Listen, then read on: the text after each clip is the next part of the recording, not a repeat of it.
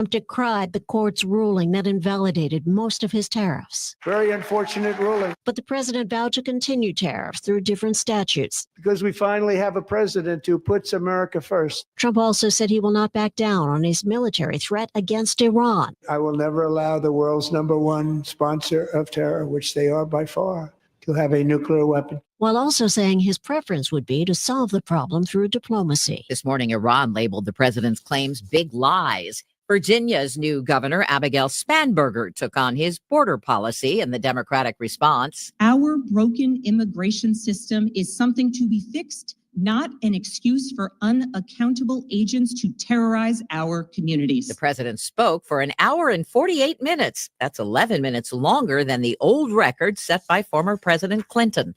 Lawmakers in the House have defeated an air safety bill by just one vote after the Pentagon objected over what it called cost and security concerns. Correspondent Chris Van Cleve. Would have required most aircraft to have the ability to send and receive really detailed location data about other aircraft. The bill was introduced after last year's deadly crash between a passenger plane and a military helicopter near Washington, D.C.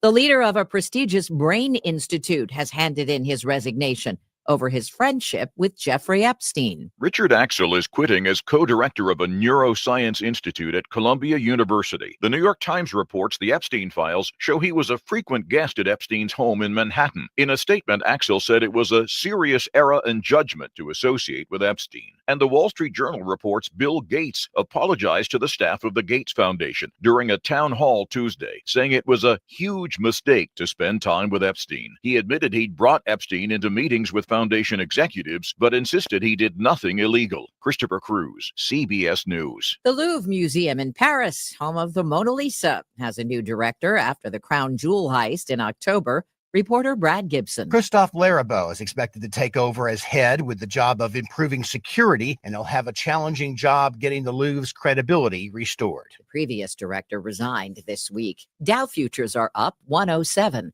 This is CBS News. Looking for spring jewelry looks? Find them at Jewelry Television. New customers get $20 off purchases of $99 or more at jtv.com.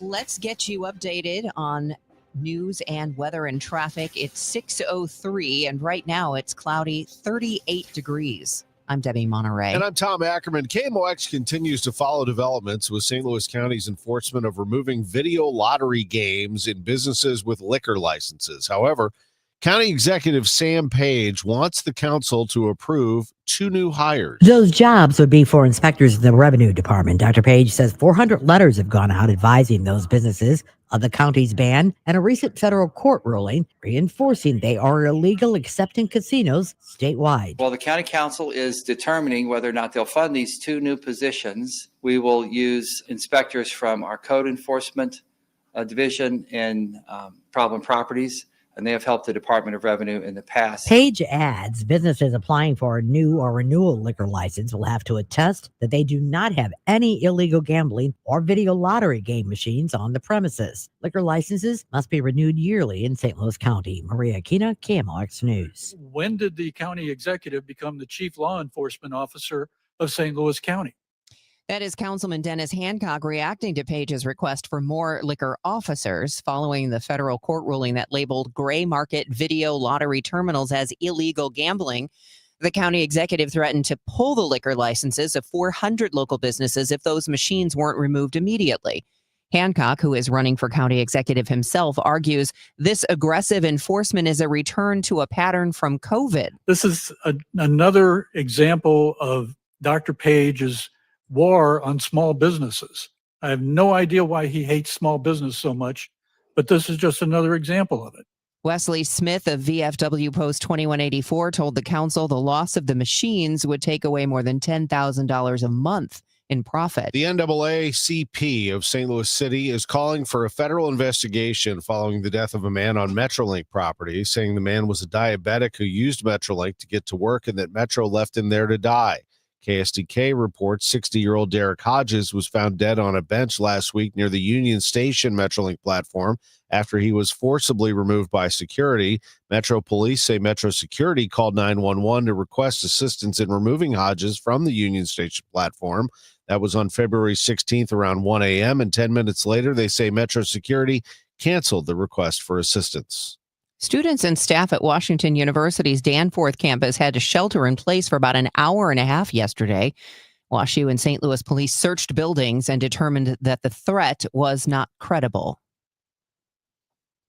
Washington University reaching an agreement with the University of Health Sciences and Pharmacy in St. Louis to acquire its campus and the St. Louis College of Pharmacy. WashU will add the college as its 10th academic school and integrate select undergraduate programs into its existing offerings.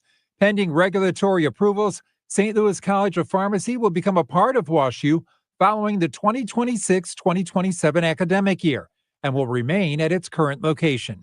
Fred Bottomer, KMOX News. I'm Michael Calhoun with more. It's really a way for us to really ensure a sustainable future for our 162-year-old college, which is the oldest college of pharmacy west of the Mississippi River. But should College of Pharmacy students expect any changes to their tuition or financial aid when it transitions to WashU? KMOX asked President of the University of Health Sciences and Pharmacy, Brian Size. It's a great question. We're continuing business as usual for right now. We still have to work out a lot of the details with WashU. That includes what happens to faculty and staff and to the COP campus. The Supreme Court ruling that struck down the Trump administration tariffs doesn't resolve much for the economy. John Horn, economics professor at the Olin School of Business at WashU, tells KMOX. Now that they've been ruled as illegally, some of them, not all of them, it just creates more chaos. The president implemented additional tariffs last week at the end of the week after the ruling. And I think there's just more chaos that's going to be coming in terms of rates, how long those rates will be put in place, where, for what products, et cetera. And so just the uncertainty is back. Horn says other countries may accuse the U.S. of negotiating in bad faith on the trade deals because of the high court ruling. A new recreation center could be coming to the Ville. From the KMOX business desk, preliminary approval has been granted by the city for a youth and senior rec center to be built at Moffett and Whittier. Phase 1 is tied to federal ARPA money and would include a meeting space with restrooms. Phase 2 would add offices, classrooms, and a meal prep area that could expand Meals on Wheels capacity. Currently, Northside Youth and Senior Service Center serves meals to more than 1,000 seniors a year. That includes 600 seniors who are homebound, all from a 2-flat that's not fully accessible to seniors who use wheelchairs or walkers. Since the tornado, they've been prepping even more meals and need more space, according to the Business Journal. It is 6:09. We'll check traffic and weather for you, so stay with us here on Total Information AM. Start your summer early at the St. Charles Boat Show, March 5th through 8th at the St. Charles Convention Center. The top marine dealers from the Lake of the Ozarks will be on site with the newest boats, personal watercraft, docks, and accessories. Step aboard, compare models, and find the perfect ride for your family. Special show pricing and experts ready to help make your boating dreams a reality. Visit lakeoftheozarksboatdealers.com for more information.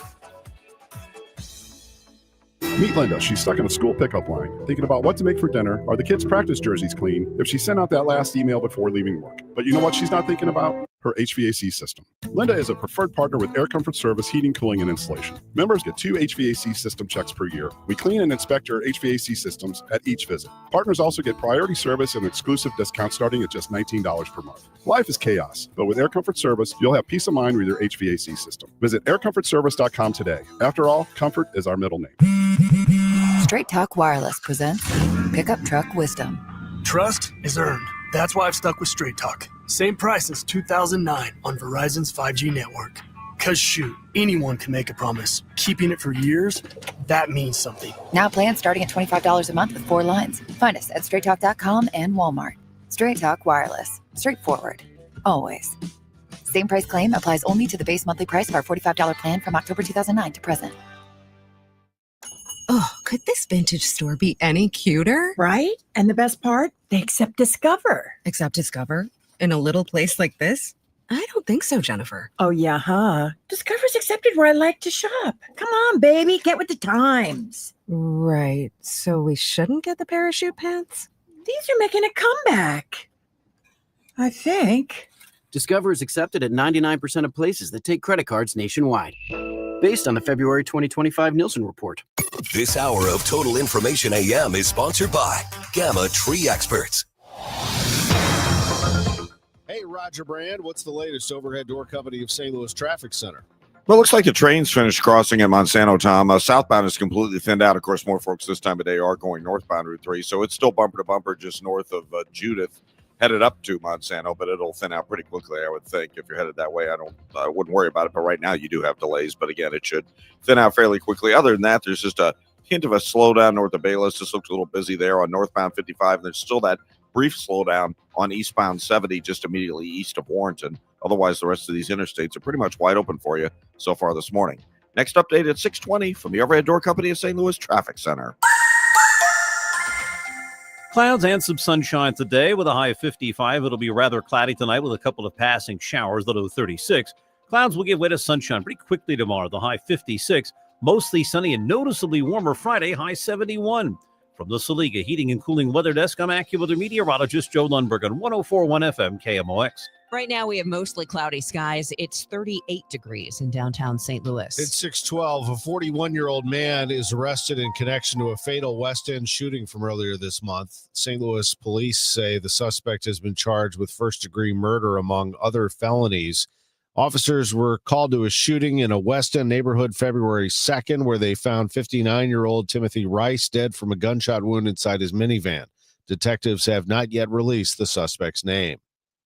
4 Missouri law enforcement officers were shot, 2 of them killed during a deadly standoff across Christian and Stone counties. After a deputy was killed during a Monday afternoon traffic stop in Highlandville, a massive manhunt was launched for the suspect, Richard Dean Bird. Christian County Sheriff Brad Cole says Bird shot 3 more officers overnight near Reed's Spring, killing a second Christian County deputy before police returned fire. The suspect continued to fire rounds at officers and deputies. The law enforcement officers on scene returned fire, and the suspect is deceased.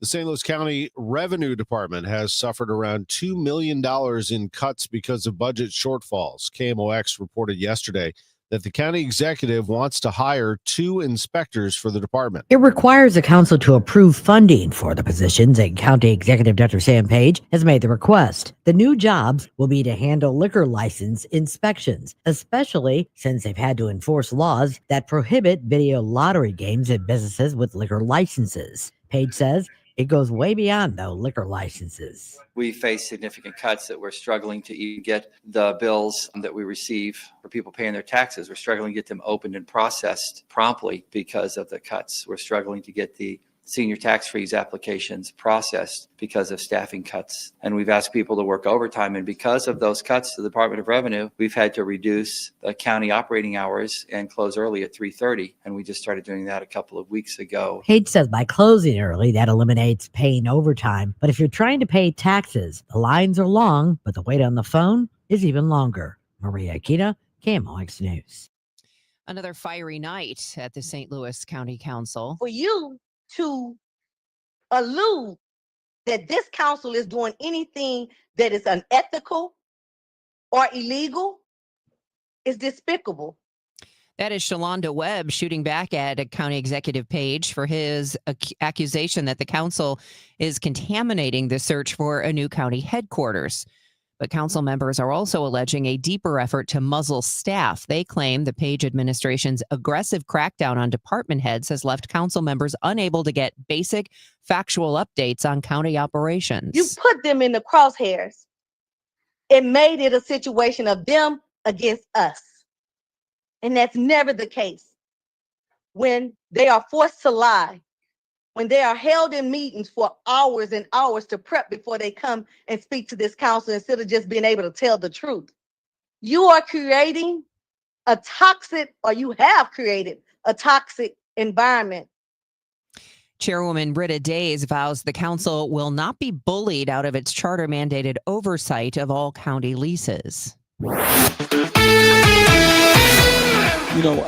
think, we didn't pack it in when we got down 25 and we rallied.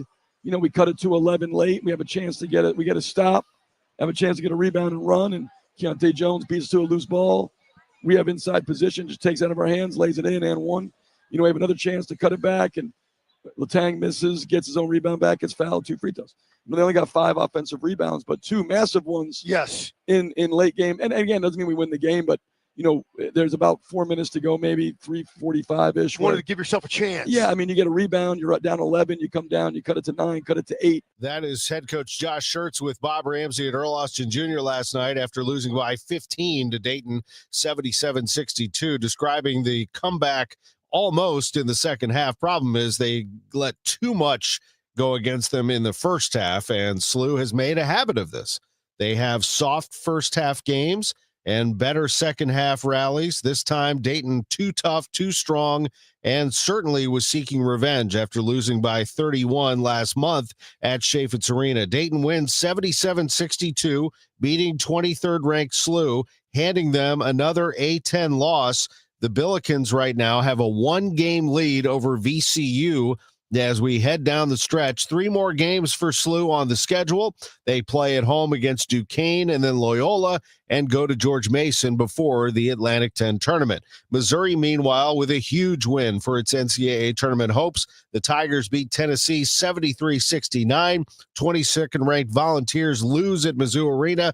9th SEC win for Missouri.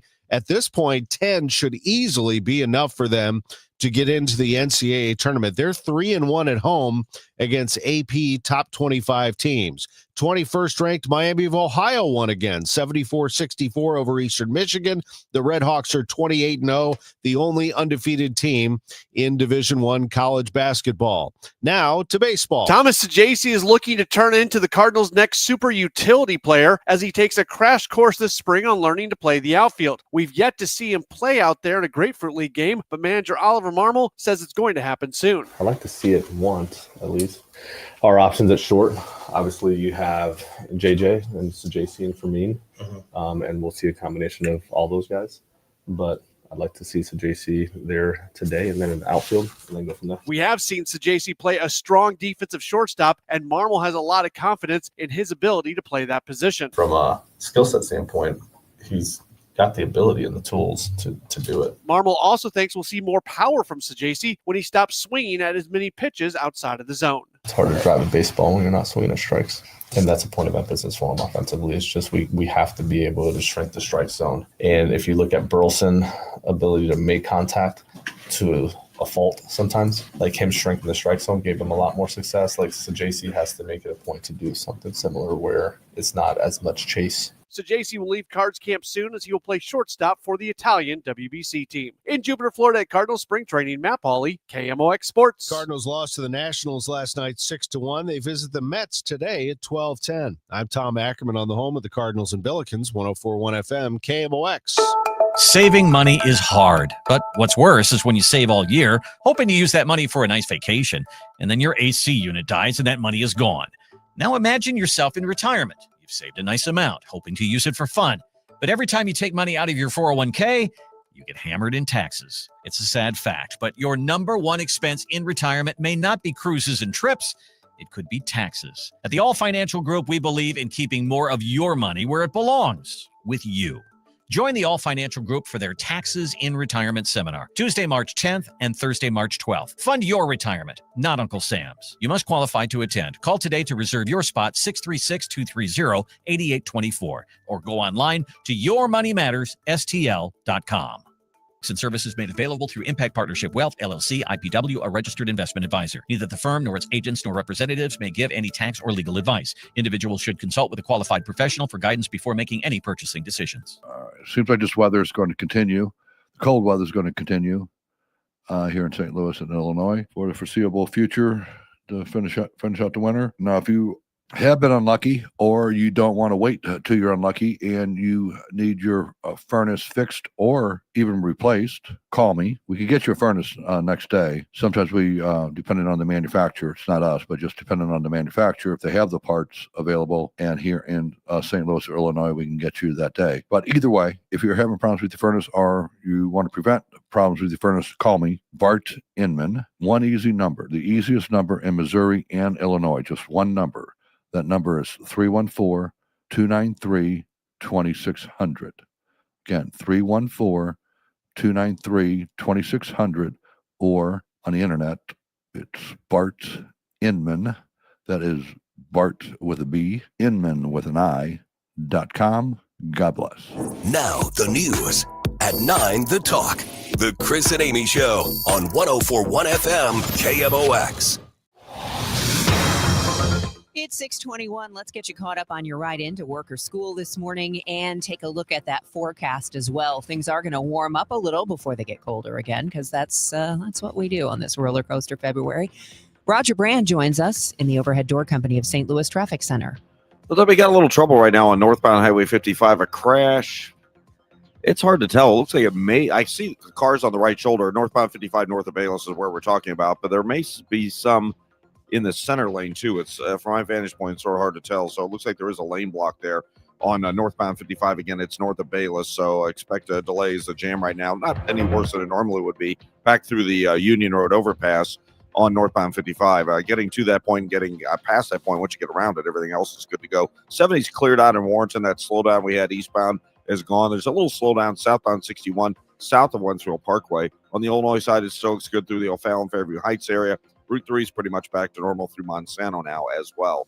Next update at 6:30 from the Overhead Door Company of St. Louis Traffic Center. Discover Meadowview Memory Care in Arnold, a small, secure community on a beautiful campus. Enjoy peace of mind with all our inclusive rates and comfortable private suites. Schedule your tour today at rspseniorliving.com. High of 55 degrees today. Cloudy, couple of showers tonight, low 36. Tomorrow, sunshine and a high of 56. It's 38 right now. The news continues at 6:22. Yesterday, the U.S. House failed to pass a measure to require increased sensors on aircraft in order to prevent another mid-air collision. 24 Democrats were absent, which would have been enough extra support to push it over the edge. Two of those representatives, St. Louis's Wesley Bell and Kansas City's Emmanuel Cleaver, were away in Missouri filing for re-election. KMOX reached out to Bell's office about missing the vote in favor of ballot position, but we are waiting a call back. Cleaver, speaking with reporters at the state capitol, focused on new congressional maps which carve him out of much of his longtime district. And it's also important to know that the Constitution says that the redistricting must be beginning in the state of Missouri or whatever state. And I don't think there's anybody who would say truthfully with electricity to monitor whether they're telling the truth, say that it began in Jefferson City or anywhere else in the state, began in Washington and the White House. More than 315,000 Missourians signed a petition for a referendum on those controversial mid-decade maps before they're used in the election. Now an update on the billion-dollar battle over weed killer Roundup and any impacts on Creve Coeur-based Bayer Crop Science. We told you about the latest presidential executive order, which declares the continued production of glyphosate, the main ingredient in Roundup, as a matter of national security. The administration claims it's about protecting the food supply. But Republican Congressman Thomas Massey is crying foul. The president's chief of staff and the president's attorney general work for one of the biggest lobbying firms that's received hundreds of thousands, millions of dollars from Bayer. And maybe that's why we've seen an executive order that says that the production of this chemical from this German company is a national defense priority. And we know why they're doing that. It's to keep them from having any liability. Everybody in this country deserves their day in court. Massey has introduced the No Immunity for Glyphosate Act, which says that even if the chemical is deemed essential for defense, the manufacturer remains legally accountable for anybody who would get sick from it.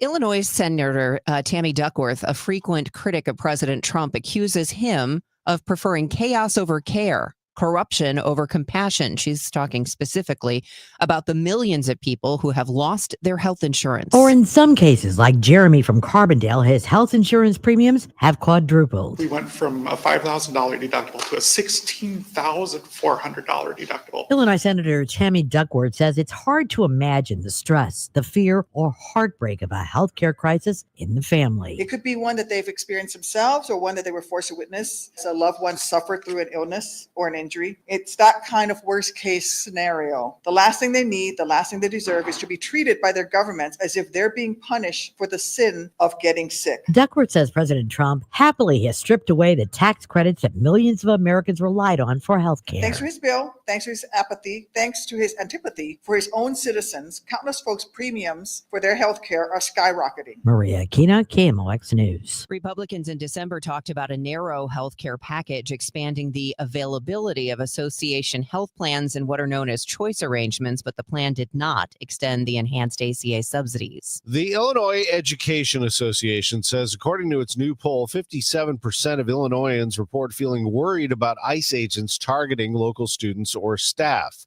The government recently removed schools from the list of protected safe zones. During a briefing on its State of Education report, IEA President Carl Gakey explained that this fear creates a psychological barrier to learning. Students do better when they're free from fear. And when students are concerned and when parents are concerned about sending their students to school because they're scared about what could happen to them, students don't learn as well. He says the poll also shows 85% of Illinoisans believe every child, regardless of legal status, has a right to a public education. Missouri Governor Kehoe has warned of major budget cuts while also looking to eliminate the biggest revenue source the state has, the income tax. It worries disability advocates like Kathy Brown of Easter Seals Midwest. Anything that reduces general revenue makes us nervous. That's how we fund the safety net for people with significant disabilities. Today is Disability Rights Legislative Day in Jefferson City. Brown says additionally, the legislature and local communities are looking at more ways to cut funding for programs for those with disabilities. So what does that mean for families? There is no safety net to the safety net. This is it. There's no public or private insurance that a family can purchase that provides these services. There really are no other options. It's 6:27, time check sponsored by Jerry Kelly Heating, Air Conditioning, Electrical, and Plumbing. It's time for a $98 furnace tune-up. Wesley is a truck driver. I drive a truck and I love what I do. A truck driver with IRS troubles. They told me I owed them $43,000. It got really bad. Quite a few letters in the mail. They were talking about wage garnishment, coming after my house, my car. Yeah, they don't play around. I seriously thought that I was going to lose everything. One sleepless night, Wesley finally made a call to Optima Tax Relief at 2 a.m. Kind of figured I'd get a machine, but I didn't. I actually got to talk to an actual person in the middle of the night. He found just what he was looking for. Oh, they were great people. You need a team of people that know what they're doing. Optima Tax, they know what they're doing. Optima Tax Relief came through with flying colors. I saved an incredible amount of money. Happy don't even come close. I was absolutely overjoyed. Take Wesley's advice. If you're in any kind of trouble with the IRS, call Optima Tax Relief. Don't trust anybody else. Call Optima for a free consultation. Call 800-348-0269. 800-348-0269. 800-348-0269. Optima Tax Relief. Some restrictions apply. For complete details, please visit OptimaTaxRelief.com. I'm Piera Palazzolo, VP of Digital Marketing for the American Management Association, a company focused on the management training skills needed to enhance the careers of business professionals. We did our research when it came to the best companies for website development and chose AmericanEagle.com. And we couldn't be happier. AmericanEagle.com worked closely with us to understand the front and back end requirements needed to launch an e-commerce website that could handle the complexities of running thousands of seminars nationwide. Our robust new website and improved SEO saw immediate increases in site traffic and web revenue. If you're in need of managerial effectiveness and success, visit our website at amanet.org. If you're in need of a website that provides an unparalleled consumer experience, I highly recommend AmericanEagle.com. Transform your business today. Dial 877-WEB-NOW1 for a free digital consultation with AmericanEagle.com. Glover here for my friends at Cantor Injury Law. Cantor is local, and we're here doing the work every day. We're right here in St. Louis, and we're ready to fight for you. CantorInjuryLaw.com or call 314-628-9999. The choice of a lawyer is an important decision and should not be solely based on advertisements. It is 6:30, and right now in downtown St. Louis, we've got cloudy skies, 38 degrees. I'm Debbie Monterrey. And I'm Tom Ackerman. An update from CBS at 6:31. Here's Roger Brand, overhead door company of St. Louis Traffic Center. Well, Tom, this traffic reports the service of Meadowview Memory Care, and we still have our trouble spot. In fact, we have more lane restrictions now. Northbound 55 at Bayless, we've got only the right lane open because of this crash. Emergency crews showed up, and the jam goes back solid to Rivas Barracks now. It'll get worse before it gets better, unfortunately.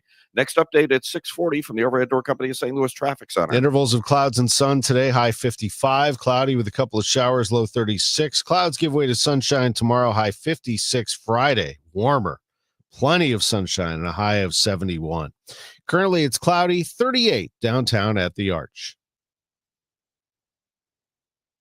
In the news this morning, we take a look at a couple of things, including the fact that we have Iran pushing back against Donald Trump ahead of Geneva talks in face of major U.S. military deployment. Iran's foreign ministry spokesman dismissed Trump's remarks at the State of the Union as big lies. We'll get to that in just a moment. Let's go back to CBS.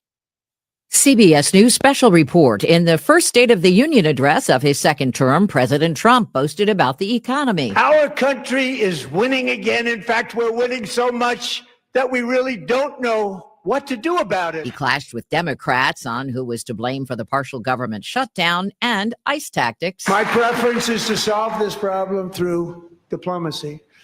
But one thing is certain, I will never allow the world's number one sponsor of terror, which they are by far, to have a nuclear weapon. Can't let that happen. Talking about Iran, CBS's Robert Costa says the president was short on specifics. What really stood out to me was what was not said. He has a big decision he still has to make about how to handle Iran. The president hailed Team USA's gold medal men's hockey team, whose members got a ride to Washington on an Air Force plane. The address goes down as the longest in history at an hour and 48 minutes. CBS News special report. I'm Deborah Rodriguez. The news is sponsored by Michael's Flooring Outlet, the flooring experts, michaelsflooringoutlet.com. It's 6:32. The prices alone are worth the trip at the 2026 Home Expo. One lucky attendee will win a red light therapy sauna from Aloha Pools and Spa, and many other prizes given away hourly. Hosted by the Home Builders and Remodelers Association, the expo features 175 plus booths, free admission, and free parking. Thanks to sponsors like Aloha Pools, Lacey Lumber, McCullough's Flooring, and Turf Shed. February 27th through March 1st at the Belle Claire Fairgrounds. Details at hbrmea.org. Just hearing the word IRS can make people break out in a cold sweat. No one wants to deal with the IRS, and now you don't have to. The good news is Legal Tax Defense has been successfully negotiating with the IRS for more than 15 years. It doesn't matter how much you owe, whether it's $5,000 or $5 million. You deserve the best in the business on your side, and that is Legal Tax Defense. Even if you're working with someone else and just want a second opinion, there is no cost or obligation to call. They can prevent levies, liens, wage garnishments, even file back tax returns. And the best news about Legal Tax Defense is they won't take your case unless they know they will reduce or eliminate your tax debt. Call Legal Tax Defense right now for a free no-risk consultation. 800-284-1238. 800-284-1238. You have nothing to lose, but everything to gain. 800-284-1238. Your Money Minute, sponsored by Amy Gantner and Capriano Elder Law Attorneys. This is the Bloomberg Money Minute. The world's largest theater chain is shrinking its footprint. AMC Entertainment is thinking about closing underperforming theaters. The company has the option to renew or terminate roughly 85 leases a year. That's about 10% of its locations. Closing theaters is part of AMC's strategy to stabilize its finances. Quick check of the market. Stocks are holding on to yesterday's gains. The markets are facing a big test today. Artificial intelligence chip giant NVIDIA reports its latest quarterly earnings results after the closing bell. Investors continue to be concerned that the AI spending wave isn't sustainable. Ahead of that, S&P futures are up 8 points, Dow futures rising 45. And Mediterranean chain Cava gave a rosy financial outlook for the year. The company has been outperforming its fast casual rivals. Cava sees sales expanding at least 5% this year. The company says price increases and more expensive options are helping. Courtney Donahoe, Bloomberg Radio. Confidence is knowing you're ready to handle whatever comes your way. That's what it feels like to take on your workday with Cintas. They make sure your AEDs are up to date, your fire extinguishers are tested and inspected, your floor mats are cleaned and delivered, and your workwear looks good, feels good, and is freshly laundered with the Cintas Apparel Plus program. So are you ready to take on today? Visit Cintas.com and get ready for the workday. My name is Whitney Allen, and I'm a widow. My husband, Ryan, died. We never thought we'd ever have to use life insurance, but the unexpected happened. With Ethos, signing up was fast and 100% online. You can get a quote in seconds, apply in minutes, and get same-day coverage. No medical exams, and you can get up to $3 million worth of coverage. I'm grateful we were prepared. Get your free quote at ethos.com/term. That's ethos.com/term. Paid spokesperson. Switch to TurboTax and file your own taxes for free in the app, because free shouldn't cost $15.99. Right? Free Tax USA? Or is it cost $15.99 Tax USA? Switch to TurboTax and file free. Free state, free federal, 100% free, 100% guaranteed. Now this is taxes. Intuit TurboTax. Switch to TurboTax and file your own taxes in the app for free by 2/28. Excludes TurboTax expert products. $15.99 charge from Free Tax USA is for state taxes. My name is Whitney Allen, and I'm a widow. My husband, Ryan, died. We never thought we'd ever have to use life insurance, but the unexpected happened. With Ethos, signing up was fast and 100% online. You can get a quote in seconds, apply in minutes, and get same-day coverage. No medical exams, and you can get up to $3 million worth of coverage. I'm grateful we were prepared. Get your free quote at ethos.com/radio. That's ethos.com/radio. Being first in line can be very important to homeowners. First in line for the plumber, first in line for the HVAC guy, first at Banner Construction. It's Banner Construction's winter home event, and you can be the first in line this spring and save before the annual price increases. Banner Construction is a James Hardie and Pella replacement windows specialist, and now is the best time to schedule a free in-home consultation with no obligation. Call 314-569-1050 or check them out on the web at bannerconstruction.com and have a banner day.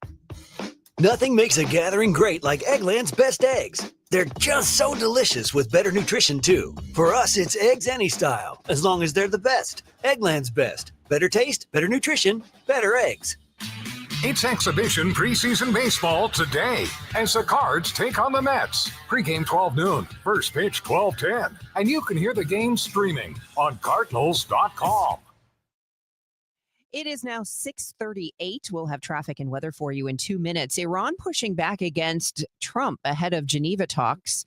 Iran's foreign ministry spokesman dismisses President Trump's remarks at the State of the Union as big lies. Meanwhile, Iran's parliament speaker said the U.S. could either engage in diplomacy or face the wrath of Iran if it attacks. America has assembled its biggest deployment of aircraft and warships into the Middle East in decades, part of Trump's efforts to get a deal while Iran struggles at home with growing dissent following nationwide protests last month. Also in the news this morning, the home of the Mona Lisa has a new boss to steer the Louvre out of crisis after its jewel heist. Art historian Christophe Lirabeau is a veteran museum director and was chosen Wednesday to steer the world's largest museum out of crisis. The difficulties Lirabeau inherits are formidable as the daylight robbery exposed alarming security holes at the Paris landmark. The museum has recently also had to contend with a burst water pipe in the gallery housing the Mona Lisa, the damaged priceless books, staff walkouts, and the revelation of a ticket fraud operation. If you don't care to know if a tornado is coming, there's a new weather app that lets you sign up for fun alerts, like if there's going to be a rainbow in your neighborhood or a really great sunset. Acme Weather was developed by the same people who created the old Dark Sky app before Apple bought it. For $25 a year, not only do you get notified when the moon looks super cool, but the app also delivers alternate forecasts just in case their main prediction is wrong. Massive house fire in Wildwood yesterday had 109 shut down. Also ran into that while in Eureka for the Ladue Eureka girls basketball game last night, Roger Brand. But they got that cleared up yesterday evening. You're in the overhead door company of St. Louis Traffic Center. Yeah, they had a call out to that same, I think, house again this morning. It was actually a brush fire, too, that I think caught a house on fire. But, yeah, they had some trouble out there yesterday, obviously. This traffic reports a service at Chesterfield Fence Deck. The trouble this morning is a crash on northbound 55. North of Bayless, only the right lane is open. Traffic's jammed back south of Rivas Barracks. The lanes are also slow. Butler Hill up to 270, north 55. Northbound 270, Sappington through Gravois, bumper to bumper. Big Bend up through Manchester. You've got slow traffic if you're on southbound 61, approaching Highway P about midway down to Wentzville Parkway. It's slow, and then crossing over onto 64 most of the way to Lake St. Louis Boulevard is kind of busy as well. On the Illinois side, starting to see a little delay westbound 64 through the Fairview Heights 159 area right now as well, and it's a little heavy just on the Poplar Street Bridge. Chesterfield Fence and Deck is your premier provider of fences, decks, patios, sunrooms, and more. Call them for a free estimate today, now offering 48 months interest-free financing on your next outdoor project. Chesterfield Fence and Deck, chesterfieldfence.com. Next update at 6:50 from the overhead door company of St. Louis Traffic Center. At 6:41, let's check in with our AccuWeather meteorologist, Joe Lundberg. When is it going to most feel like spring? I think we're going to have to wait until late next week and then into the second week of March. And then I think it's going to be spring with all of its bouquets. And that means warmth, but also rain and potentially thunderstorms and a threat for severe weather. All of that once we get past about the 5th or the 6th of March. Between now and then, the weather will be variable. Today, okay, with clouds and sun, mid-50s. Tonight will be cloudy, a couple of little showers around. By daybreak, we're down to 36. Clouds give way to sun tomorrow, about 56. A spike of warmth Friday with a high of 71 and lots of sunshine. Partly sunny and pretty nice on Saturday with a high of 63, but it's cloudy and colder Sunday. We'll get a little rain in the afternoon, low to mid-40s. Wouldn't be completely shocked if there was some snow and ice not too far toward north and west at some point late Sunday or Sunday night. Right now, a chilly 38 at St. Peter's and in Florissant. It's partly cloudy, 40 downtown at the Arch.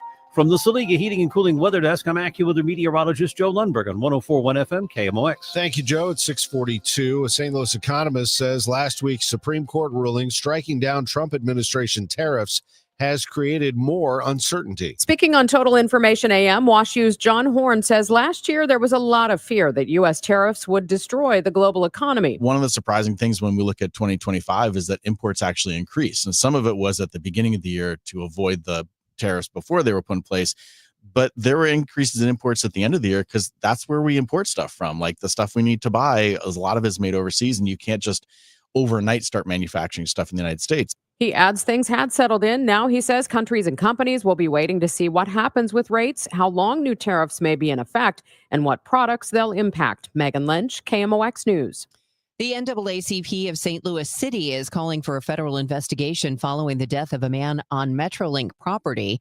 60-year-old Derek Hodges was found dead on a bench last week near the Union Station Metrolink platform after he was forcibly removed by security. St. Louis police say Metro Security called 911 to request assistance in removing Hodges from the Union Station platform February 16th around 1 a.m. 10 minutes later, they say Metro Security canceled the request for assistance. The NAACP says Hodges was a diabetic who used the Metrolink to get to work and that Metro, quote, left him there to die.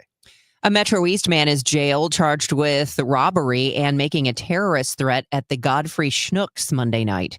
Kareem Hamilton accused of threatening to detonate an explosive during that robbery. The Riverbender reporting Hamilton was arrested in Alton after a foot pursuit.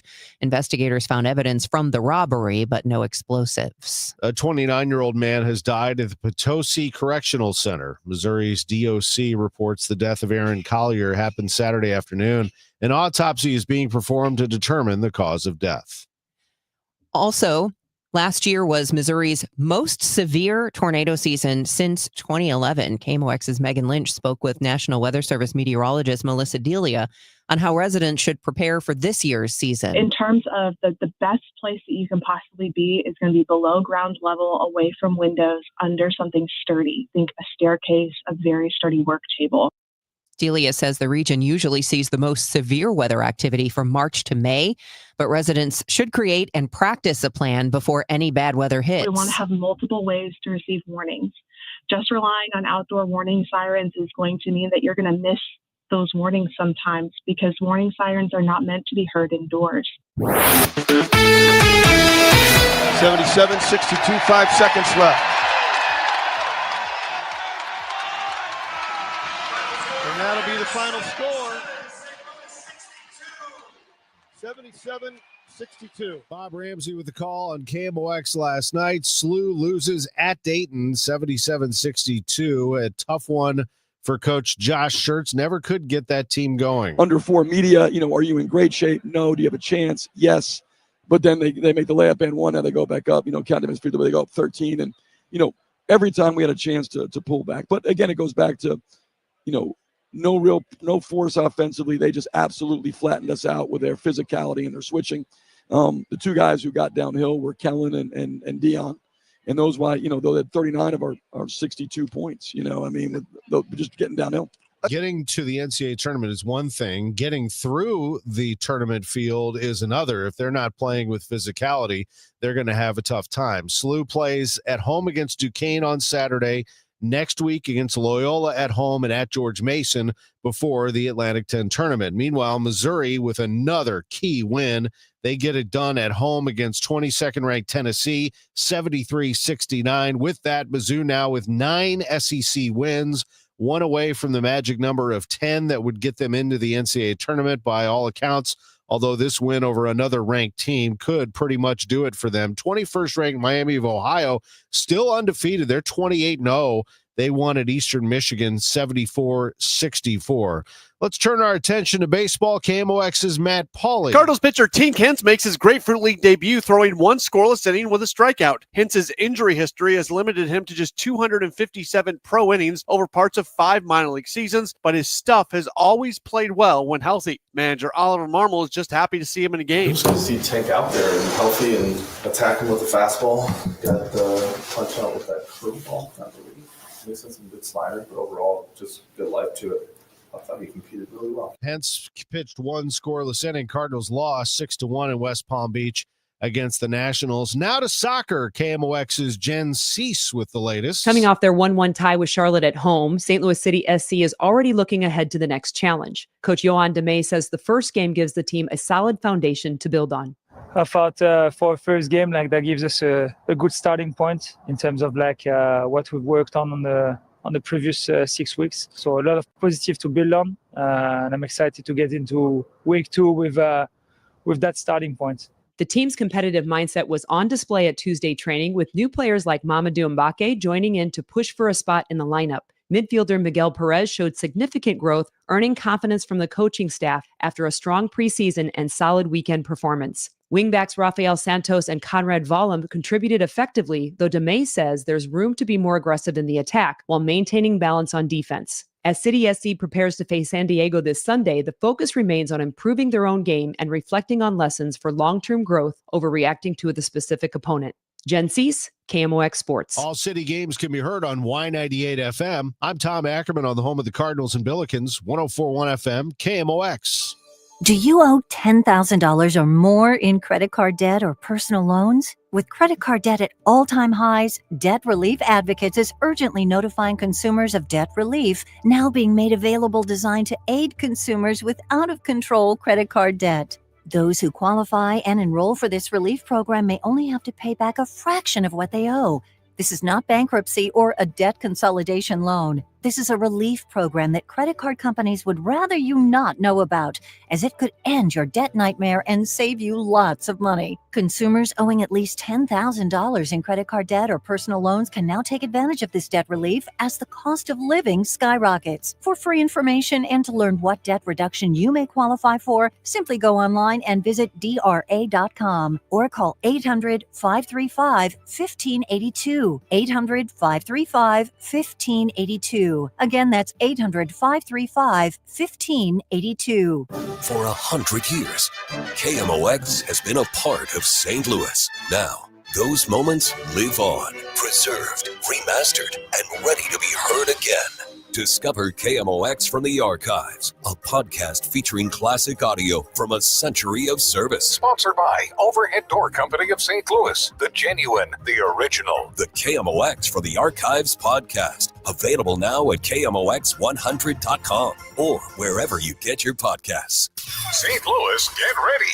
One of the most powerful voices in country music is coming to the Dome at America Center on March 7th.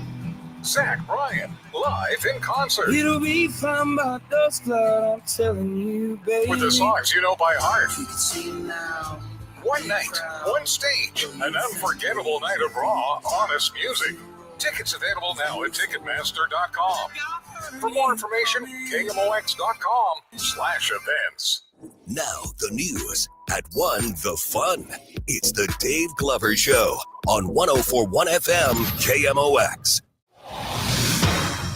6:50, it's Total Information AM. I'm Debbie Monterrey, along with Tom Ackerman and Roger Brand in the Overhead Door Company of St. Louis Traffic Center. No, we got more trouble in South County, Debbie. This traffic reports the service of the Sandberg Phoenix Law Firm. They just had another call out for this crash north 55 north of Bayless. More EMS on the way. Still only the right lane open north 55 north of Bayless. It's a jam back almost to Green Park, so it's almost midway between Lindbergh and Rivas Barracks on North 55 now. And if you're thinking, well, I'll just go North 270 and avoid that, well, you can, but you're going to run into a jam there as well because we have a crash now, North 270 north of Gravois. They've got the right lane blocked for that. Traffic jams approaching Tesson Ferry on North 270 because of that one. Otherwise, North 270 is a little slow. Clayton Road overpass up to 64. Southbound 61, Highway P onto 64 to almost Lake St. Louis Boulevard slow. Eastbound 70A to Lake St. Louis Boulevard. That's kind of busy. Downtown, westbound, a brief slowdown on the Poplar, and westbound 64, a backup midway from 50 through 159 as well.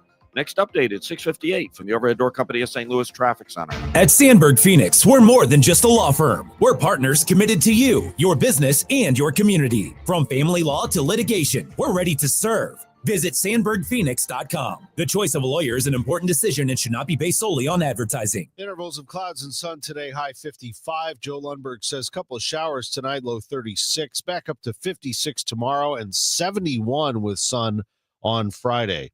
Currently, it's a cloudy sky downtown, 38 degrees. The news continues at 6:52. State of the Union attendees expressed themselves through fashion last night. First Lady Melania Trump was all business in a charcoal Dolce & Gabbana pantsuit with a wide open collar shirt underneath. Her 19-year-old son, Barron, wore a dark suit and a cobalt blue tie in his first public appearance since his dad's second inauguration. His half-sister, Ivanka, outshone them all in a $7,000 ombre metallic Oscar de la Renta skirt suit. Democratic women wore white again, honoring the suffrage movement that gave women the right to vote in 1919. One Republican lawmaker, Texas Troy Nehls, chose a tie with pictures of President Trump on it. Deborah Rodriguez, CBS News. The men's Olympic hockey champs wore navy sweaters with a Team USA logo with khaki pants and gold medals, if we're talking about fashion last night. The new research indicating the number of women living with cardiovascular disease will rise sharply over the next 25 years. Here's CBS's Cami McCormick. The current trends are startling. High blood pressure is already super common, and it's just continuing to rise. Almost 60% of adult women will have high blood pressure by 2050. Dr. Karen Joint Maddox, a cardiologist at Washington University in St. Louis, says more than 25% of women will have diabetes and 60% obesity, and the numbers are growing among younger women. We're forecasting an increase in obesity among girls from about 20% to almost 32%. The numbers indicate they'll be facing chronic health issues for most of their lives. The findings are published in Circulation, a journal of the American Heart Association. Researchers say they found that almost a third of working adults in the U.S. suffer from obstructive sleep apnea. The study says companies should consider screening their employees for the condition and provide them with effective treatment. Study co-author Dr. Robson Capasso of Stanford University says we already have access to devices that can detect sleeping problems. These days, with the proliferation of wearables, in which people have been exposed more to wearable data, people have been more cognizant about their sleep. People have been more aware about possible sleep issues, and we have nowadays devices that can detect sleep apnea. Well known, it's Apple Watch and Samsung Galaxy. I heard it's somebody's birthday. Birthday excitement. It's your birthday. Happy birthday to our good friend Ken Daly. He's always been great to us. He is a great Cardinals reliever from the 80s. He is 67 today. Happy birthday, Kenny. Local celebrity birthdays are sponsored by Renner Garage Door, RENNER, forward and back, family owned and top rated, RennerDoorSTL.com. Happy birthday wishes going out to Kathy Ewing of South St. Louis. Happy 4th birthday, Mason Berkey from Nana and Grandpa. Kathy Hesselbarth of Fenton from the Bunko Girls. Earl Phillips from the Life Group. Jim Teachins, and also the incredible Nancy Kransberg. Happy birthday. Best birthday ever. How are your eyes this morning? I ask because it's important to keep on top of that. You do need to get your eyes checked every year, and I'm not talking about just reading the eye chart, which anyone can do. You need the ophthalmology experts at Ophthalmology Associates, the doctors Greg Birdie, Ranjan Malhotra, Robert Busati, Andy Royer. The number to call is 314-966-5000 or youridoc.com. My doctor is Ranjan Malhotra. I have to say, each year it is the most thorough check of my eyes. And at one time we thought I had an issue. Thankfully, I didn't, because they map your eyeball. They have this incredible technology. It's really actually fascinating. But what I do have is dry eye disease, which now that we're getting that treated, I don't have to wear my glasses. I mean, I still need readers because I'm getting old, but my other glasses to see far at night, which is really a relief. So get on that. Make that your goal today to get your eyes checked by the doctors of Ophthalmology Associates, youridoc.com. I'm John Morgan of Morgan & Morgan. If you've been injured in a car accident, call America's largest injury law firm. For over 35 years, my mission has been to deliver more for our clients, to deliver more for you. Injured? Visit forthepeople.com for an office near you. Get ready, St. Louis area. The St. Charles Boat Show is here March 5th through 8th at the St. Charles Convention Center. See the top dealers from the Lake of the Ozarks and climb aboard your next dream boat. New models, great deals, and summer fun starts here. Visit lakeoftheozarksboatdealers.com for details. If you owe back taxes, listen carefully to rule number 1. Never go up against the IRS alone. They're cracking down, freezing bank accounts, garnishing paychecks, canceling passports. Even your home or business could be at risk. But here's what they don't tell you. The IRS has powerful tax relief programs that could save you thousands if you qualify. That's why smart people call Optima Tax Relief, America's #1 tax resolution firm. Nobody knows these programs like the experts at Optima. Their team of tax attorneys and licensed professionals have resolved over $2 billion in tax debt for people just like you. The IRS is not stopping, so don't wait, and don't take them on alone. For tax help you need, for tax help you can trust, call Optima today for a free consultation. Call 800-348-0269. 800-348-0269. 800-348-0269. Optima Tax Relief. Some restrictions apply. For complete details, please visit OptimaTaxRelief.com. Start your day with an edge. Total Information AM. It's like breakfast for your brain. I wake up, I turn on the news. I gotta listen 3 or 4 times every day. Debbie Monterrey, Megan Lynch, Tom Ackerman. I like to wake up with the news. Total Information AM. It's where I get my news. Traffic conditions and potential weather that's coming. Total Information AM. Weekdays 5 to 9. I like to turn it on and just get caught up. Where I get my news. The news, weather, and traffic. On the voice of St. Louis, KMOX. We appreciate you making this part of your day. It is Total Information AM, and Roger Brand is in the overhead door company of St. Louis Traffic Center. Well, we're still dealing with our troubles in South County, Tom. I mean, we got crashes on both highways. Northbound 270 north of Gravois is the newest one. The right lane is shut down, and northbound 270 is jammed back basically to 55 right now. So if you're headed that way, it's bumper to bumper. That was the newest crash that just popped up, and emergency crews pulled up to block that right lane. So I don't know how long they'll be there. And they called out additional equipment on northbound 55 at Bayless, but things are getting better there because it looks like the equipment we had has left. They've cleared everything. Yeah, it's really open to traffic. I mean, 2 lanes are getting through now. Normally it's 3 shimmying down to 2, but they have everything over to the shoulder, and the emergency crews have departed there, so that's a good sign. But northbound 55 is still jammed back to about Green Park, so it's about midway between Lindbergh and Revis Barracks right now on northbound 55. But since lanes are open, that'll get better, although, like I said, they're still out there on the shoulder. Southbound 61, Highway P down on 64 through Prospect is busy. Eastbound 70A to Lake St. Louis Boulevard, that's slow. And westbound 64 on the Illinois side is heavy, approaching 159 about midway down the hill to 157. From the Overhead Door Company of St. Louis Traffic Center.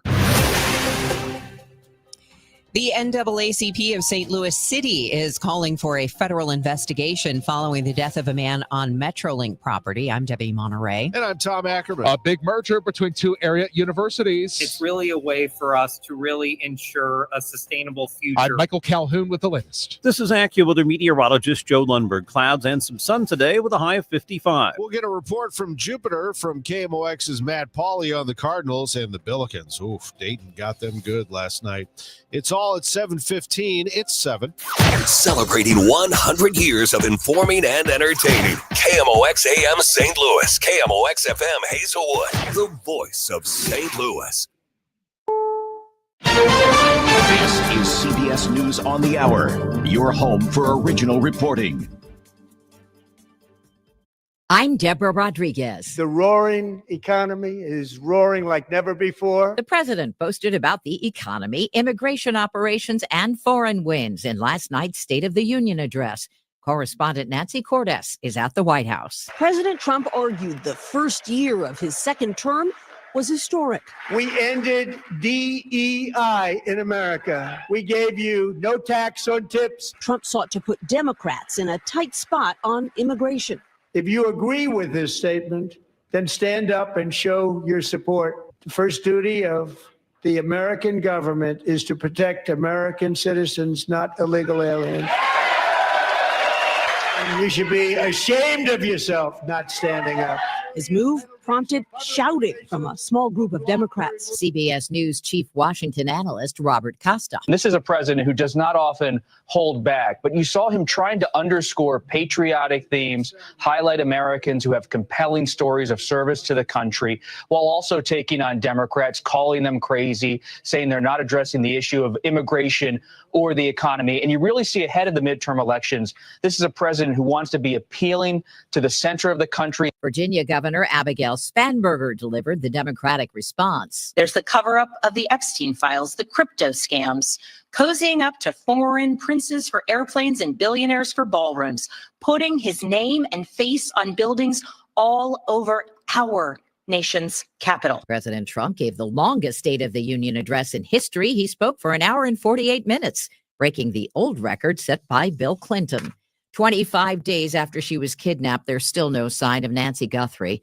We are learning more about some of the evidence. CBS's Jonathan Vigliotti from Tucson. DNA recovered from Guthrie's home may not yield a usable profile of the suspect, according to sources close to the investigation, one calling it, quote, low level. But sources say even a low level sample can be enhanced by scientific techniques in the lab. The Justice Department is suing the University of California, claiming Jewish workers weren't protected during pro-Palestinian protests. CBS's Christopher Cruz. It says school officials, quote, turned a blind eye to and at times facilitated grossly anti-Semitic acts and systematically ignored cries for help from its own terrified Jewish and Israeli employees. State lawmakers in Oregon have advanced a bill that would require all public schools and universities to notify students, family, and staff when federal immigration agents are on campus. This is CBS News. Every Sunday, moderator Margaret Brennan goes face-to-face with top leaders to make you better informed. Face the Nation, Sunday on CBS and streaming on Paramount+. You know that Big Bargain detergent jug is 80% water, right? It doesn't clean as well. 80% water?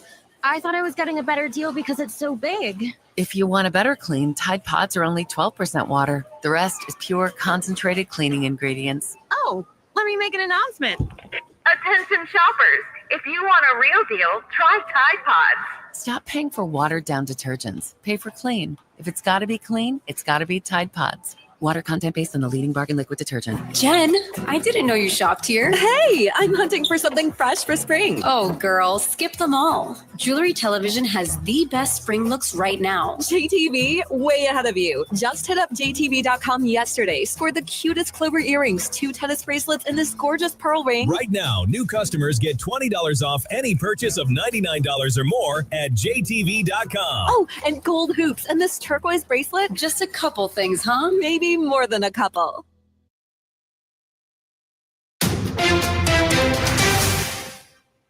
It is 7:04, and right now it's cloudy, 38 degrees in downtown St. Louis. I'm Debbie Monterrey. And I'm Tom Ackerman. The NAACP of St. Louis City is calling for a federal investigation following the death of a man on Metrolink property.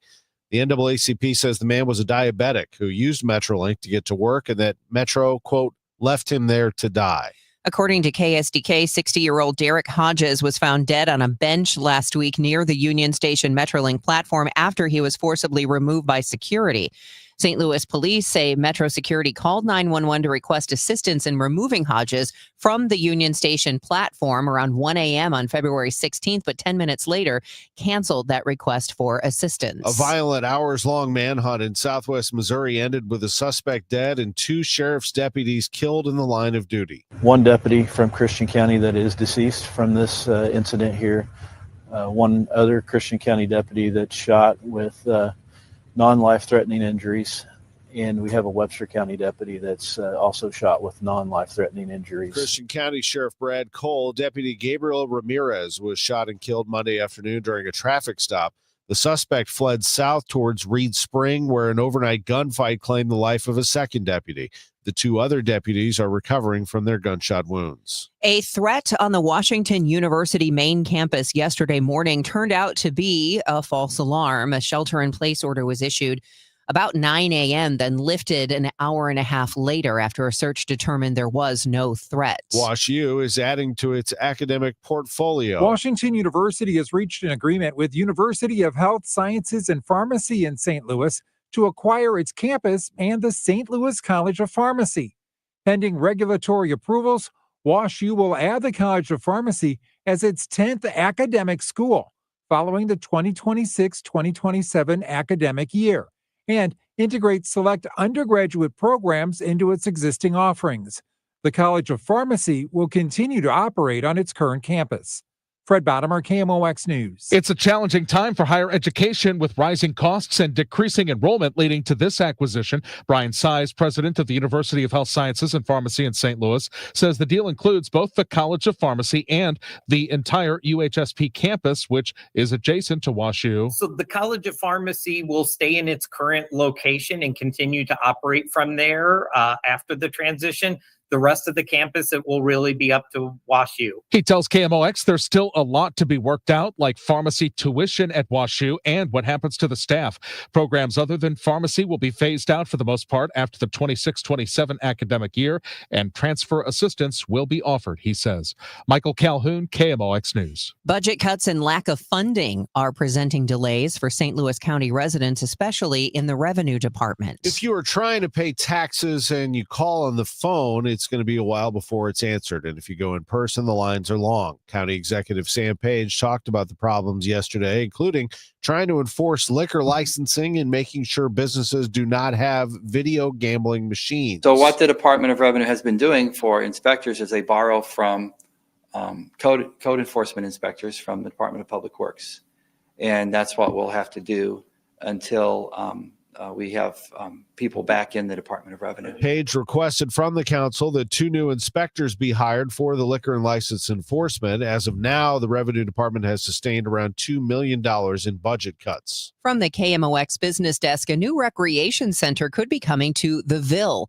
Preliminary approval has been granted by the city for a youth and senior rec center to be built at Moffett and Whittier. Phase 1, which is tied to federal ARPA money, would include a meeting space with restrooms. Phase 2 would add offices, classrooms, and a meal prep area that could expand Meals on Wheels capacity.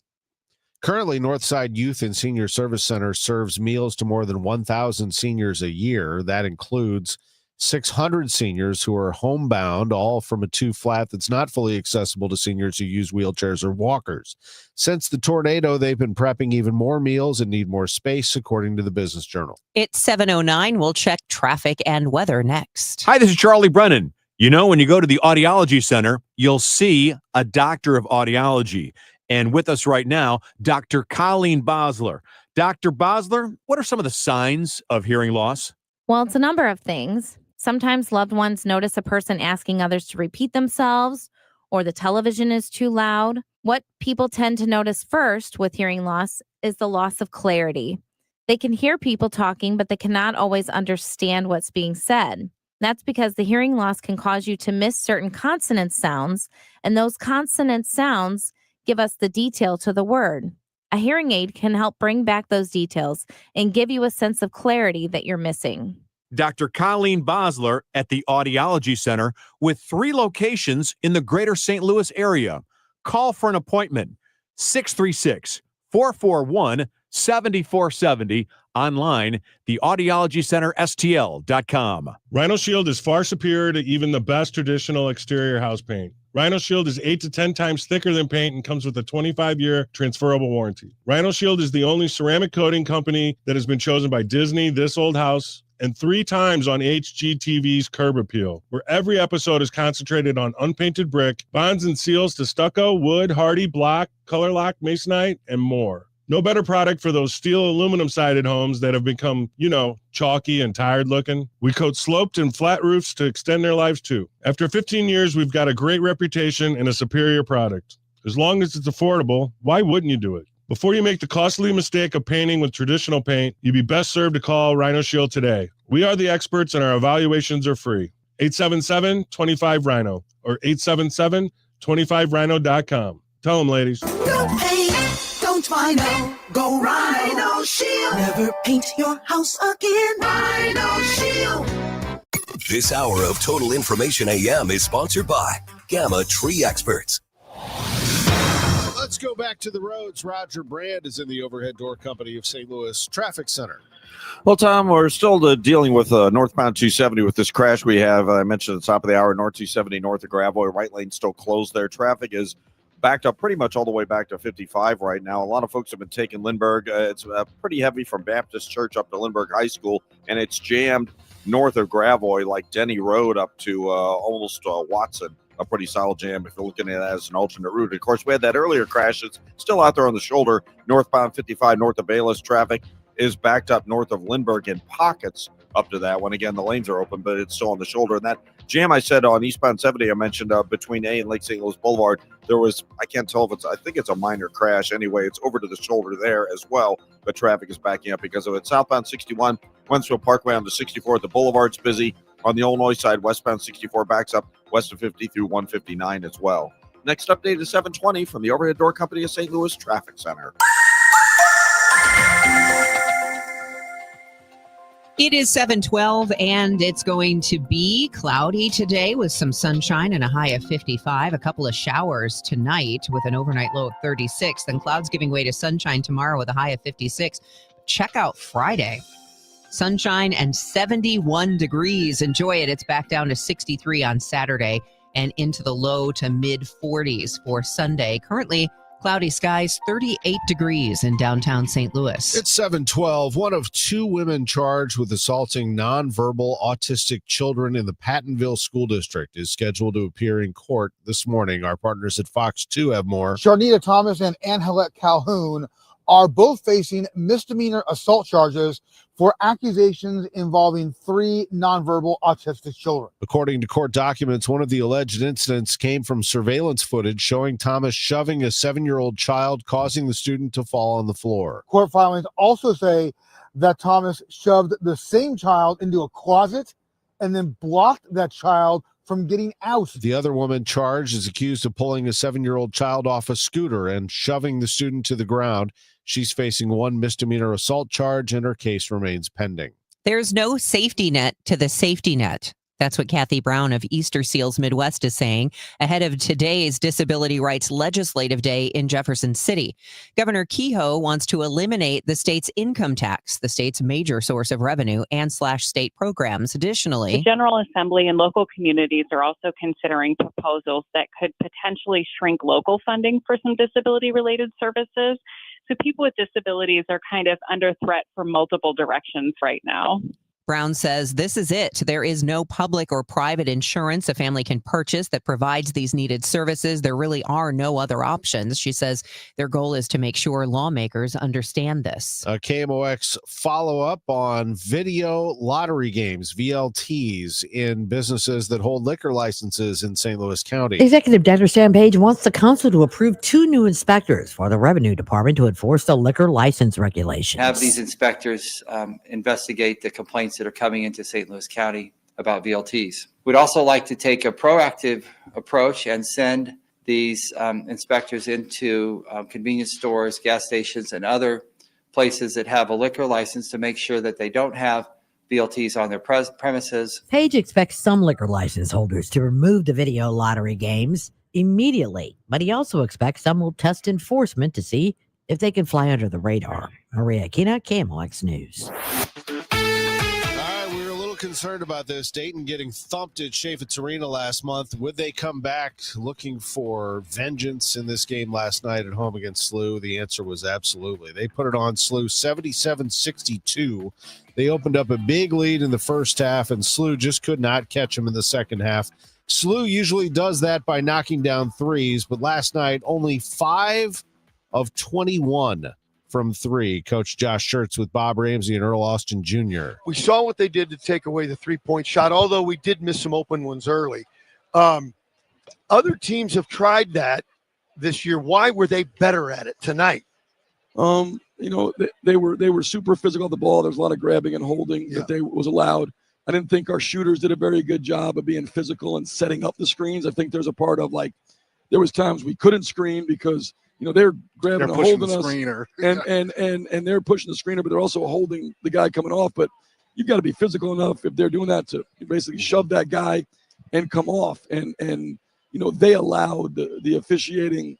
I can't speak to it both ends, but they allowed them. Again, it is what it is. But that's not I'm not blaming them. But if they're gonna allow them to grab and hold, you've got to get into the body, and you've got to shove and create space. And we didn't do a very good job of that. We didn't attack. When we had Bennett and post-ups, I think we had 5 post-ups, started the first play of the game. We throw it inside. We have the ball at 1 foot on Bennett.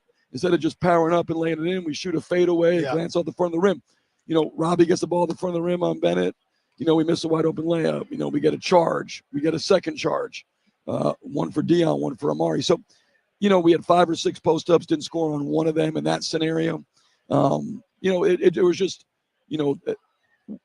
the 2 guys who could get downhill were really, were Kellen and Dion. And other than that, the team lacked physicality, according to Coach Josh Schertz. They lose this game 77-62 to Dayton. What does that do for their NCAA tournament hopes?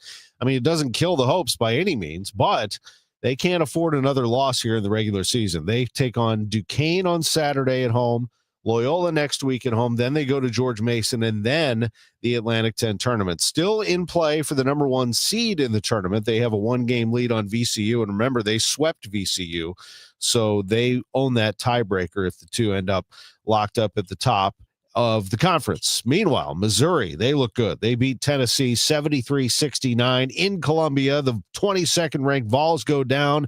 That's the 9th SEC win for Missouri.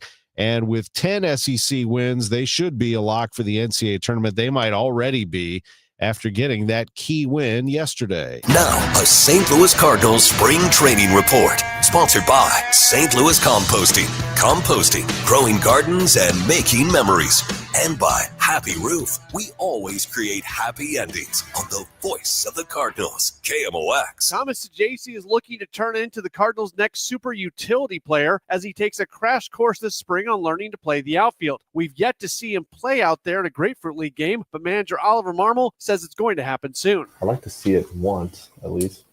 Our options at short, obviously you have JJ and Saggese and Fermin, and we'll see a combination of all those guys.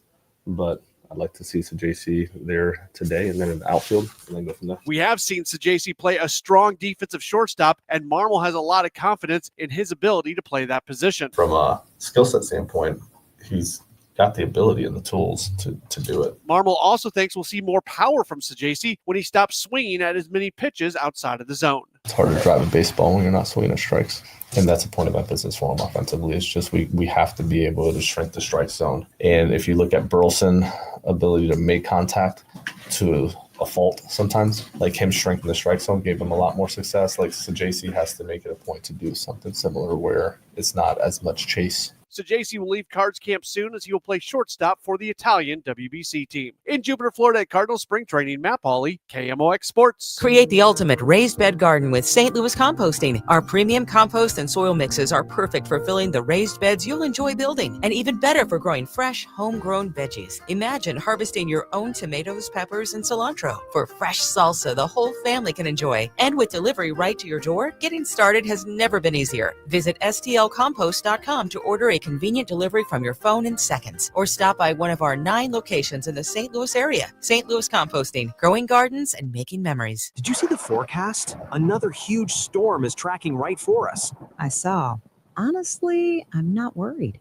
Not worried. Your roof is older than mine. I called Happy Roof. They did a pre-storm inspection, caught a loose flashing that would have caused a major leak. Wow, I really need that peace of mind. Protect your happy place before the rain starts. Booking my free inspection at thehappyroof.com or call 314-897-2310.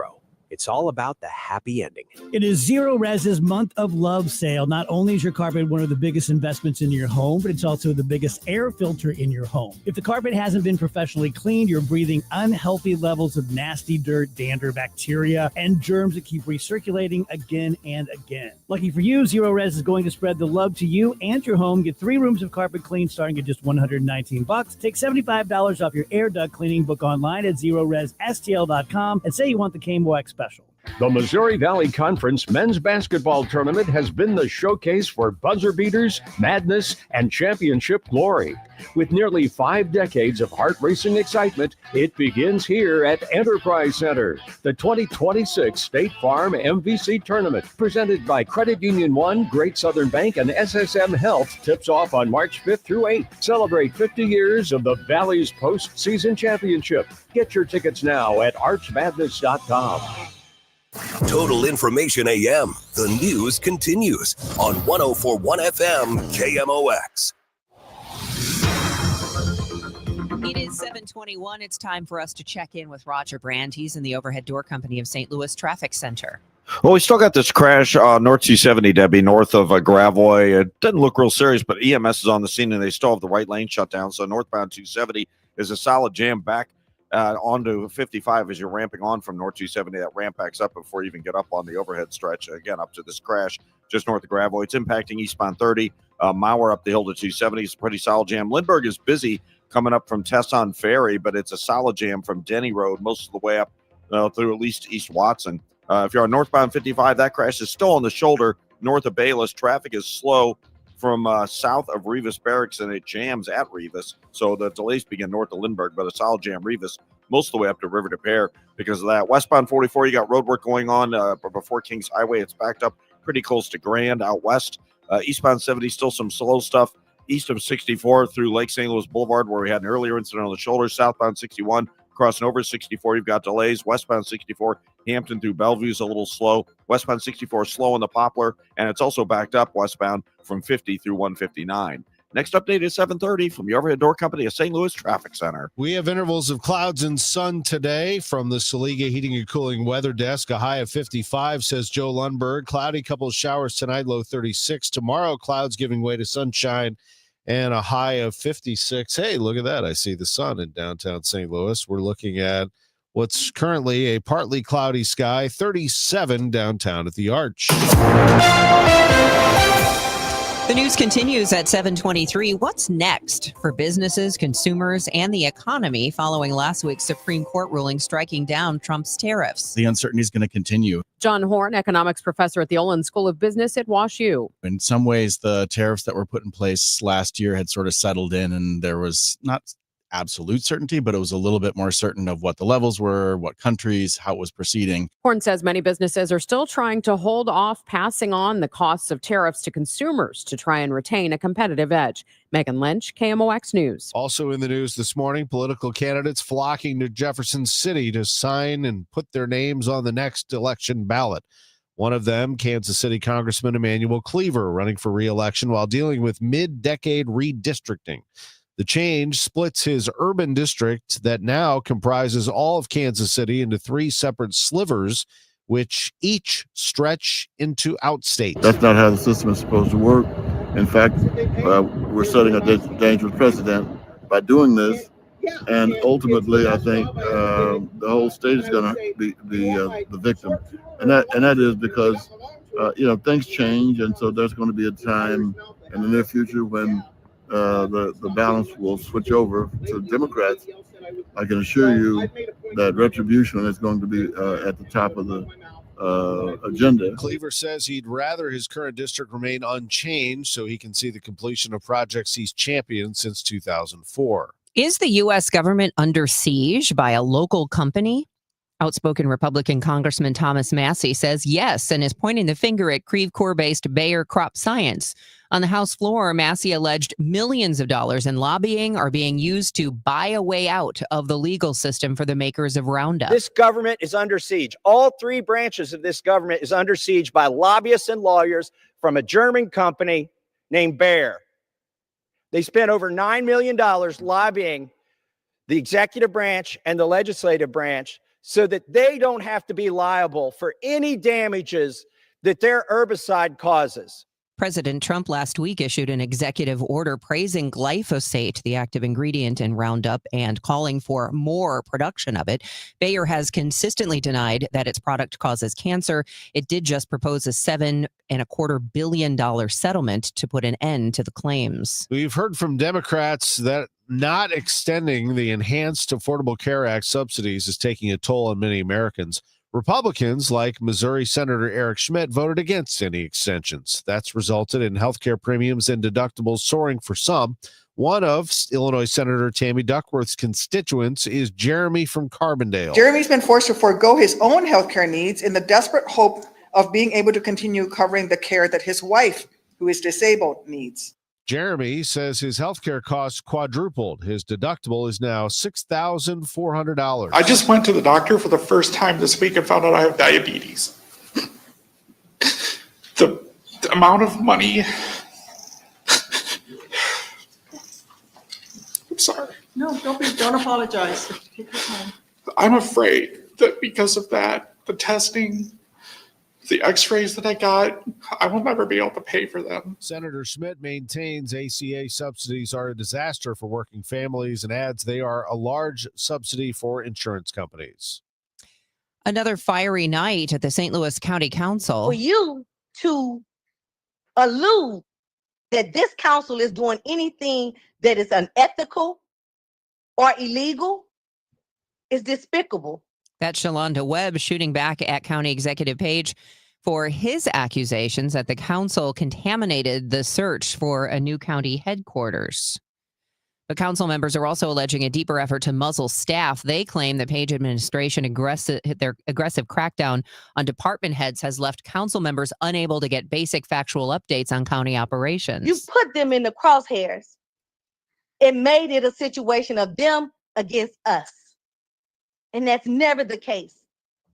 When they are forced to lie, when they are held in meetings for hours and hours to prep before they come and speak to this council instead of just being able to tell the truth, you are creating a toxic, or you have created a toxic environment Chairwoman Rita Days vows that the county council won't be bullied out of its charter-mandated oversight of all county leases. Time check sponsored by Jerry Kelly Heating, Air Conditioning, Electrical, and Plumbing. It's 7:28. It's time for a $98 furnace tune-up.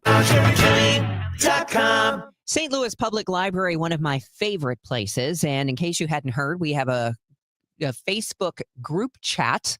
It's a page called Book Chat with Debbie Monterrey in St. Louis Public Library. Yesterday, I did my monthly author interview with Alton-based Troy Taylor, who has written, even he's lost count, about 150 books, most on oddities and hauntings. And also, he's got a great book about the subject of The Exorcist, based back in 1949. Anyway, you can still view that if you join our book chat on Facebook. It's up there on the page. Also, I want to remind you that St. Louis Public Library offers free week-long summer camps for kids and teens. These are anything from early childhood to tweens and teens, from learning to ride a bike, dancing, exploring STEM, robotics, acting, filmmaking, so much more. And did I mention they're free, which means they fill up fast. Registration opens on March 2nd. So you can go to slpl.org and look at the full list of summer camps at the library. It's an award-winning program, actually. So check it out. Just one of the many ways that St. Louis Public Library is such a great, great part of our community and St. Louis's original search engine, slpl.org. In a world of change, music captures the journey of the human spirit. Join the St. Louis Symphony Orchestra for Bernstein and Robertson, American Reflections, March 6th and 7th. Conductor David Robertson returns to Powell Hall to present works by 4 American luminaries, including Leonard Bernstein's Symphony No. 2 and Robertson's own piano concerto, March 6th and 7th at Powell Hall at the Jack C. Taylor Music Center. Tickets at slso.org. Wesley is a truck driver. I drive a truck and I love what I do. A truck driver with IRS troubles. They told me I owed them $43,000. It got really bad. Quite a few letters in the mail. They were talking about wage garnishment coming after my house, my car. Yeah, they don't play around. I seriously thought that I was going to lose everything. One sleepless night, Wesley finally made a call to Optima Tax Relief at 2 a.m. Kind of figured I'd get a machine, but I didn't. I actually got to talk to an actual person in the middle of the night. He found just what he was looking for. Oh, they were great people. You need a team of people that know what they're doing. Optima Tax, they know what they're doing. Optima Tax Relief came through with flying colors. I saved an incredible amount of money. Happy don't even come close. I was absolutely overjoyed. Take Wesley's advice. If you're in any kind of trouble with the IRS, call Optima Tax Relief. Don't trust anybody else. Call Optima for a free consultation. Call 800-348-0269. 800-348-0269. 800-348-0269. Optima Tax Relief. Some restrictions apply. For complete details, please visit OptimaTaxRelief.com.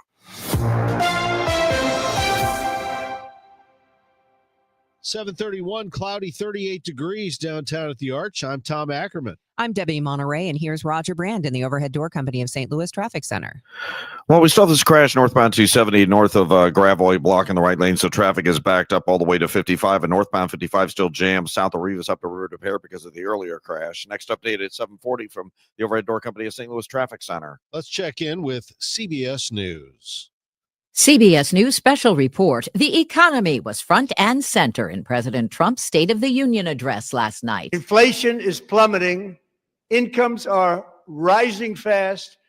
The roaring economy is roaring like never before. He defended ICE operations and vowed to soldier on with new tariffs. They will continue to work along the same successful path that we had negotiated before the Supreme Court's unfortunate involvement. Just 4 justices were there last night as the president vowed never to allow Iran to have a nuclear weapon. Virginia Governor Abigail Spanberger delivered the Democratic response. Is the president working for you? We all know the answer is no. Mr. Trump spoke for an hour and 48 minutes, breaking Bill Clinton's record by 20 minutes for the longest State of the Union address in history. CBS News special report. I'm Deborah Rodriguez. AccuWeather's Joe Lundberg says intervals of clouds and sun today and a high of 55. Tonight, cloudy, couple of showers, low 36. Tomorrow, clouds giving way to sunshine, a high of 56. Friday, warmer, plenty of sunshine and a high of 71 degrees. Looking ahead to the weekend, 63 on Saturday, just 41 on Sunday with some rain in the afternoon. It's 38 and cloudy in downtown St. Louis. The news is sponsored by Michael's Flooring Outlet, the flooring experts, michaelsflooringoutlet.com. We've got your Bloomberg Money Minute coming up next. It's 7:33. It all comes down to this, folks. Yep, the entire season is on the line. But my throat has officially thrown in the towel. Sounds like you need Vicks VapoCool drops. They're max strength and vaporize sore throat pain.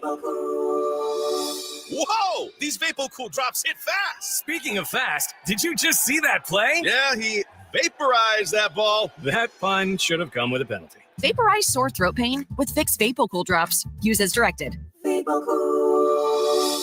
At Uline, they know firsthand the road to success is an uphill climb. Uline started in the family basement, and through hard work is now North America's most trusted shipping and industrial supplier. They get what it means to have the support of reliable, hardworking partners. So they keep 41,000 items ready to ship.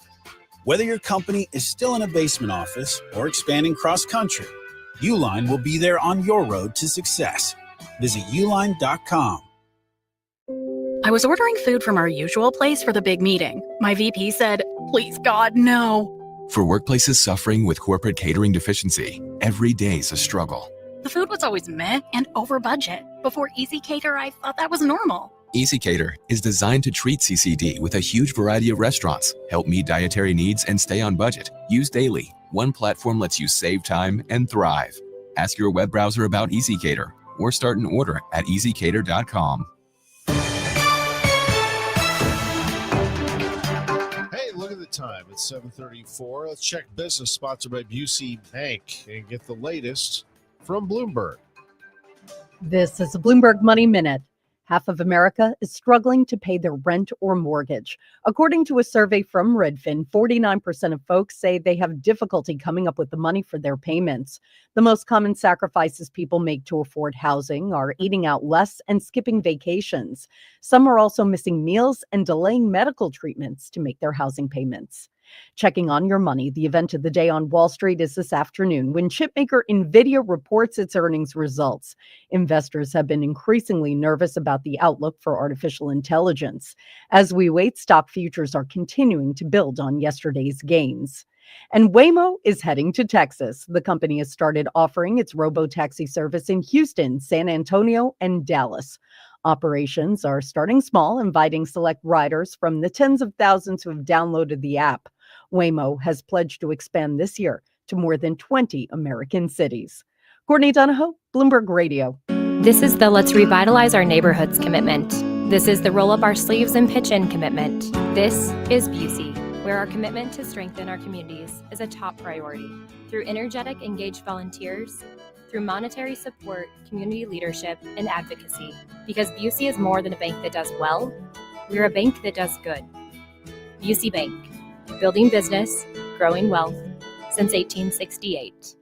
Member FDIC. An important message from S&L Coins. S&L Coins pays top dollar for your gold and silver coins, old currency, gold-filled jewelry, scrap gold and silver, silver plating, gold and silver bullion. Get a quote with a call to S&L at 544-3600. S&L Coins, 544-3600. Or visit S&L Coins at 9300 Gravois, just east of McKenzie. Open 9 to 5 Monday through Friday, 9 to 4 Saturday. Before you sell, call S&L, 544-3600.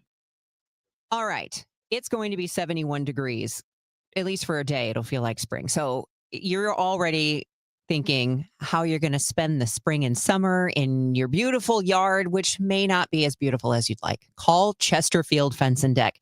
Chesterfield Fence and Deck is the sign you have the very best. And I know this for a fact because they built my fence more than a dozen years ago, and it's still standing and looks fantastic because it is quality work that is going to last. And that, to me, is a true value as opposed to getting the very cheapest bid and having some project that falls apart and is splintering and warping with nails popping out a season later. You know, you've seen that happen in your neighborhood, too. Anyway, you can stop by their beautiful showroom in the Chesterfield Valley, or they will come to you. They'll do free project design, show you tons of pictures of what they can do, or maybe you already know exactly what you want. Whether it is a patio, a pergola, a sunroom, a screen room, a fence, a deck. They can do it all, from the smallest project to the biggest. And if you mention me, Debbie Monterrey, they'll actually offer you 48 months interest-free financing, which will be a big help. It's Chesterfield Fence and Deck, the sign you have the very best. Go to chesterfieldfence.com. Hi, this is Steve Butts from the Crawford Butts Insurance Agency. In 2026, our agency celebrates a momentous occasion as we celebrate 65 years of service to our clients, a tribute to our founder and my dad, Nor Butts. Our staff is ready to assist you with all your insurance needs. So please call me, Steve Butts, at 314-752-2500 or at crawfordbutts.com. For auto, home, and commercial insurance needs, that's crawfordbutts.com. I'm Matt Morgan of Morgan & Morgan, America's largest injury law firm. I've had the privilege of seeing miracles, broken families rebuilt, every crash, every workplace injury, every medical mistake. Fighting back can work. We've gone toe-to-toe with insurance giants, and we've won a lot. Over $30 billion recovered. Size matters. Reputation matters. Results matter. There's only one Morgan & Morgan. The choice of a lawyer is an important decision and should not be based solely upon advertisements. Past results afford no guarantee of future results. Every case is different and must be judged on its own merits. It's exhibition preseason baseball today as the Cards take on the Mets. Pre-game 12 noon, first pitch 12:10. And you can hear the game streaming on Cardinals.com.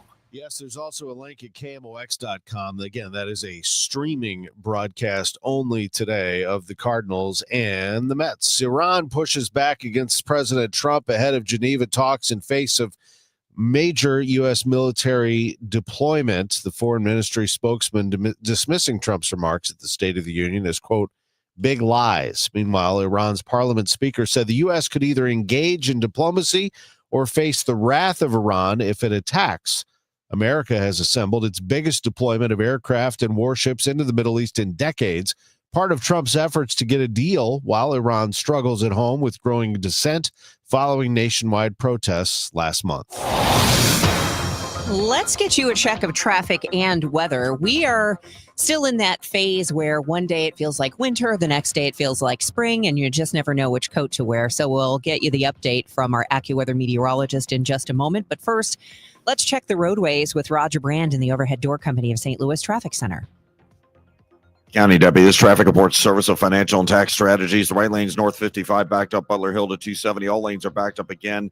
Green Park all the way up through River to Pear because of an earlier crash. North 270 is jammed as you ramp on from 55. They still have the right lane closed for that crash north of Gravois, although it looks like they're getting close to wrapping it up. Alternate routes northbound Lindbergh, south of Tesson Ferry all the way up to Gravois slow, and then it's jammed from Gravois most of the way up to Watson. Eastbound Gravois is backed up from almost West Watson to 270. Northbound 141 has a jam for a good half, 3/4 of a mile approaching Tesson Ferry. Another one coming up the hill from 13th Street into Gravois Bluff. So alternate routes are a little busy as well. By the way, once you get past Gravois on North 270, Big Bend up to Ladue, still heavy. South 270, 364 to Ladue, slow. Eastbound 70A to Lake St. Louis Boulevard, still busy. Eastbound 64, a little busy coming in east of Prospect through the Chesterfield Parkways and at the Interbelt. Westbound 64, slow from the Science Center to Hanley. On the Illinois side, westbound 64 Ball Avenue to the Poplars Avenue, and of course west of 50 through 159.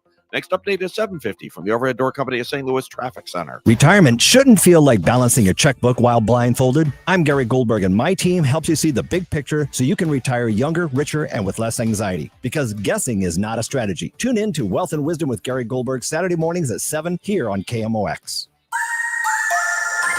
AccuWeather meteorologist Joe Lundberg, we're almost there. The great month of March is in our sights. I can't wait for it to get here because it will get warmer in the month of March, although we may start a little on the chilly side for Sunday, Monday, and Tuesday. But ahead of it, we're going to see a little preview of what's to come over the next few days. Clouds, some sun today, about 55.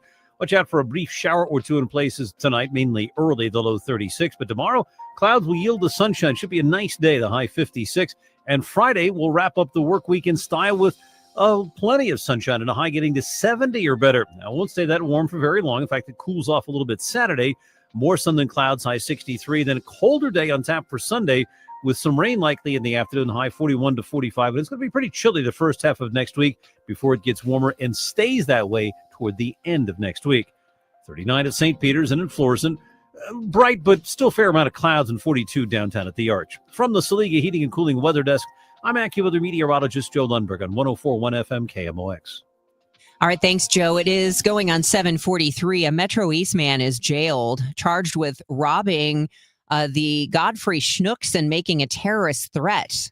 This was Monday night. Kareem Hamilton accused of threatening to detonate an explosive device during this robbery. The Riverbender reports that Hamilton was arrested in Alton after a foot pursuit, and investigators found evidence from the robbery, but no explosives were found. A 41-year-old man is arrested in connection to a fatal West End shooting from earlier this month. St. Louis police say the suspect was charged with first-degree murder, among other felonies. Officers were called to a shooting in the West End neighborhood February 2nd. Where they found 59-year-old Timothy Rice dead from a gunshot wound inside his minivan. Detectives have not yet released the suspect's name. Last year was Missouri's most severe tornado season since 2011. KMOX's Megan Lynch spoke with National Weather Service meteorologist Melissa Delia about this year's season. Missouri saw 98 tornadoes total over the course of 2025, and that included 10 EF3 tornadoes, which are 2 away from our highest tornadoes possible. Delia says the region usually sees the most severe weather activity from March to May, with research showing increased activity across the southern half of Missouri in recent years. We want to have multiple ways to receive warnings. Just relying on outdoor warning sirens is going to mean that you're going to miss those warnings sometimes, because warning sirens are not meant to be heard indoors. Delia says residents should not only have a plan for severe weather, but they need to practice that plan as well. A new poll by the Illinois Education Association, a statewide teachers union, indicates 69% of residents want to see state education spending increased. President Carl Gakey says this sentiment crosses all demographic lines. Whether they're parents or not, Illinoisans largely believe the quality of their public schools impacts the quality of their communities and has a direct impact on the value of their homes. Right now, about a third of districts in Illinois are considered at least 90% adequately funded. Last night, the Billikens drilled at Dayton, 77-62. Kind of felt like this was coming, didn't you, after they got the better of Dayton last month, 102-71. This was an uncharacteristic SLU team. Couldn't get it going, physically beaten down, couldn't knock down a three. Coach Josh Schertz with Bob Ramsey and Earl Austin Jr. Schertz joins us. Coach, this is not the game any of us wanted, but it's what Dayton provided. Yeah, credit them. They were, you know, there's always two sides of a coin in a game. Dayton was awesome, and they came out early and, you know, buried threes and had unbelievable energy and force. We couldn't get, you know, anything going offensively, anything going defensively. Gave up, you know, threes. I mean, Durkak made 2 early. Got to be careful now with these games coming up. You play Duquesne at home, Loyola at home, George Mason on the road. The Billikens cannot afford any more regular season losses if they want to hang on to an at-large bid. Of course, an automatic bid would be to win the A-10 tournament. Missouri is looking better and better every day. They beat number 22 Tennessee last night at home, 73-69. Meanwhile, the Cardinals picked up a loss yesterday at home on the road at the Washington Nationals. First evening game in spring training. Got a bright spot for one of their pitchers, though. Here's Matt Pauly. Cardinals pitcher Tink Hintz makes his Grapefruit League debut, throwing 1 scoreless inning with a strikeout. Hintz's injury history has limited him to just 257 pro innings over parts of 5 minor league seasons, but his stuff has always played well when healthy. Manager Oliver Marmol is just happy to see him in a game. Just to see Tink out there and healthy and attacking with the fastball. Got punch out with that curveball, not really. Missing some good sliders, but overall, just good life to it. I thought he competed really well. Hintz looks different and has adjusted his delivery. He also has added a fair amount of weight. Probably like 10, about 10, 15, probably. I'm feeling better. Don't feel it slower, but I know I'm kind of moving a little slower just from like video or something like that. So it's just about kind of getting that rhythm and that tempo back. Yep. Marmol thinks the added weight can help him. It was good to see him out there with the way you just described him, being able to attack the zone with the fastball, the velo be there, mixed into other stuff. Hintz topped out at 95 miles per hour. In Jupiter, Florida at Cardinal Spring Training, Matt Pauley, KMOX Sports. They're training at Energizer Park, St. Louis City SC getting ready to hit the road. St. Louis City SC continues to build momentum after their 1-1 home opener against Charlotte with new additions to bolster defense and shake up the attack. Coach Yohan Demay confirmed that Mamadou Mbake is already at practice this week, pushing existing players to compete for minutes. Guys have to come in to training ready to work and ready to earn something. So again, there's competition for everyone in every position. He's coming in. We need to evaluate where he's at physically, and also we need to integrate him to the teams. He's going to train really hard this week like everybody else, and we'll see how he is at the end of the week. Meanwhile, Sergio Cordova was officially signed today to bring more firepower to the forward line, adding depth and experience to the attack. Center back Dante Polvara is adjusting to his new responsibilities, learning to balance risk and caution in defending forward. Demay says training will continue to help him and the team make high-reward decisions under pressure. With competition rising across the squad, City SC is using every practice to strengthen team chemistry, refine tactics, and prepare for Sunday's road matchup against San Diego. Jen Cease, KMOX Sports. You can hear that game on Y98 FM. I'm Tom Ackerman on the home of the Cardinals and Billikens, 104.1 FM, KMOX. It's a great time, if there's ever a great time, to purchase a furnace or an air conditioner. I know it's winter. We got some great pricing. You can get 0% financing. So if you have been told that you need a new furnace, definitely give me a call. I could probably save you lots of money. Get a second opinion. Call me. Next day installs for your furnace so you won't be without heat. Very long. A furnace average install about 2-3 hours for a furnace. So not a big issue to do it now.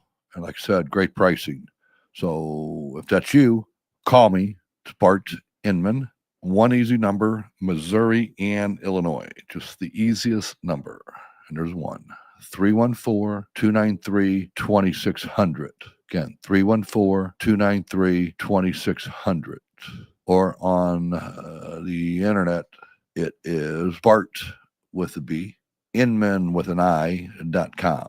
God bless. Hey guys, Glover here for my friends at Cantor Injury Law. So as you know, I'm a lawyer, haven't practiced in a long time, but I did plaintiff's work and defense work, so I have a pretty good understanding of it. I have a pretty good idea of who's who in the firmament of plaintiffs' attorneys. And for my money, Mark Cantor is the guy. He's a great attorney. He is a great practitioner. He's put together a great team. He was born and raised here. He lives here. He works here. He wins here. Call 314-628-ALL-9s or CantorInjuryLaw.com. The choice of a lawyer is an important decision and should not be based on advertising.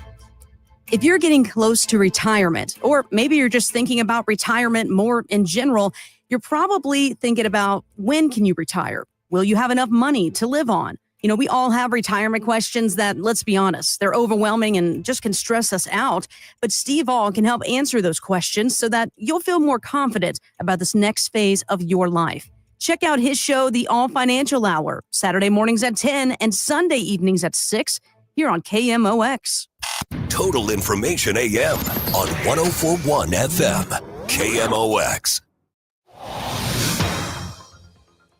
Let's get you caught up on traffic and weather. It looks like that bright sunshine has gone back behind the clouds for now. The forecast coming up after we check in with Roger Brand in the Overhead Door Company of St. Louis Traffic Center.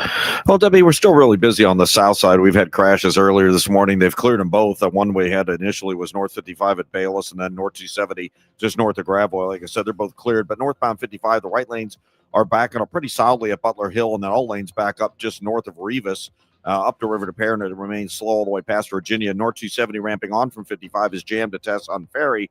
Then it's slow through Gravois because of the earlier crash. And again, 44 all the way up to Ladue. South 270, south of 364, midway down to Olive's a little busy. Eastbound 70, 94 5th Street's the worst of it. Eastbound 64, Clarkson to Timberlake, right at Ballas. And then east of Lindbergh's heavy. South 170 bogs down at Olive. Westbound 64, Hampton to Hanley. That's slow. By the way, alternate routes, northbound 141 still is a jam. Approaching Tesson Ferry or 21, and then north of 13th Street up to Gravois Bluffs. Lindbergh is still pretty tough, especially Denny up to Watson. Westbound 44 approaching Grand to Kings Highway slow. Westbound 64 from the 70 split to the Poplars heavy, and west of 50 through 159 is jammed on westbound 64 due to the road work. Next update is 7:58 from the Overhead Door Company of St. Louis Traffic Center. We are going to see the sun popping out here and there throughout the day. Intervals of clouds and sun, high 55. Tonight, cloudy, couple of showers, low 36. Tomorrow, clouds will give way to sunshine again, high 56. Friday, a warm, sunny day with a high of 71 degrees. Currently, it's 38 downtown.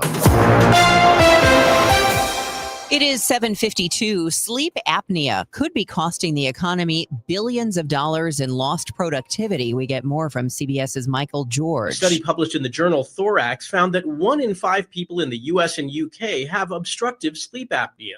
For many, the condition is untreated, leading to daytime sleepiness, missed work, and reduced performance at work. The study's authors say the cost of treating sleep apnea is likely less than the economic harm caused by not treating it. New research indicates the number of women living with cardiovascular disease will rise sharply over the next 25 years. CBS's Cammie McCormick. The current trends are startling. High blood pressure is already super common, and it's just continuing to rise. Almost 60% of adult women will have high blood pressure by 2050. Dr. Karen Joint Maddox, a cardiologist at Washington University in St. Louis, says more than 25% of women will have diabetes and 60% obesity, and the numbers are growing among younger women. We're forecasting an increase in obesity among girls from about 20% to almost 32%. The numbers indicate they'll be facing chronic health issues for most of their lives. As concerns grow over teenagers and artificial intelligence, there's new information on just how often they use AI and why. Just over half of U.S. teens say they use AI chatbots to help them with homework, just under half for entertainment. That's according to a Pew Research poll, which found that 3 in 10 teens surveyed say they use chatbots daily, and some are turning to them for personal reasons. 16% say they've had casual conversations with chatbots. 12% have sought emotional support or advice from them. Pew notes some parents, advocates, and lawmakers are concerned about that. Overall, the survey found more teens think AI will be positive for them than negative.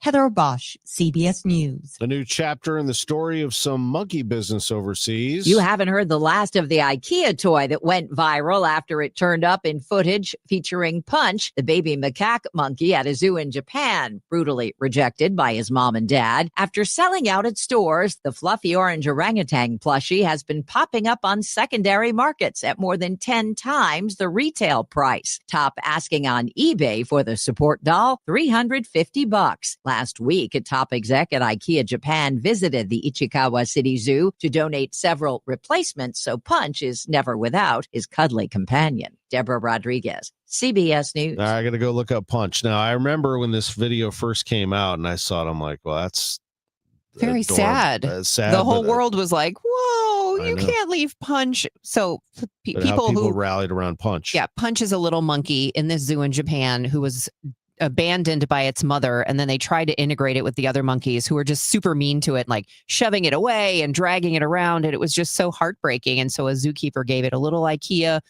stuffed toy orangutan who he dragged it around everywhere like it was his mom, and it just broke everybody's hearts.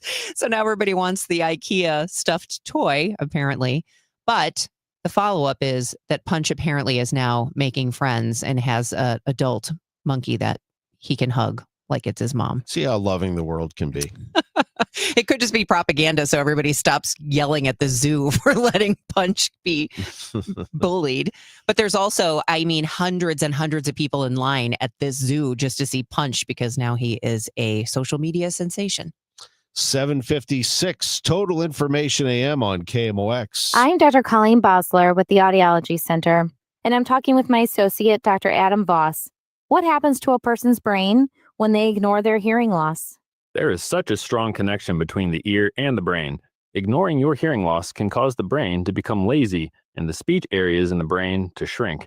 This is partially why you can hear the words, but you cannot understand them. If a hearing loss goes untreated for too long, it may cause an irreversible change in the brain. It is incredibly important to have your hearing screened at 60 or older, or sooner if you're noticing difficulty. And the sooner someone treats their hearing loss, the better and quicker their brain will adapt to hearing sound again. Studies show that those who get hearing aids, even with a mild hearing loss, are much more successful hearing aid users as compared to those that wait longer. So call us today to get your comprehensive hearing evaluation with one of our doctors. 636-441-7470, or visit us online, theaudiologycenterstl.com. Attention all dog owners. If you have ever listened to the radio or TV for any length of time, you've probably heard of America's #1 dog supplement, Rough Greens.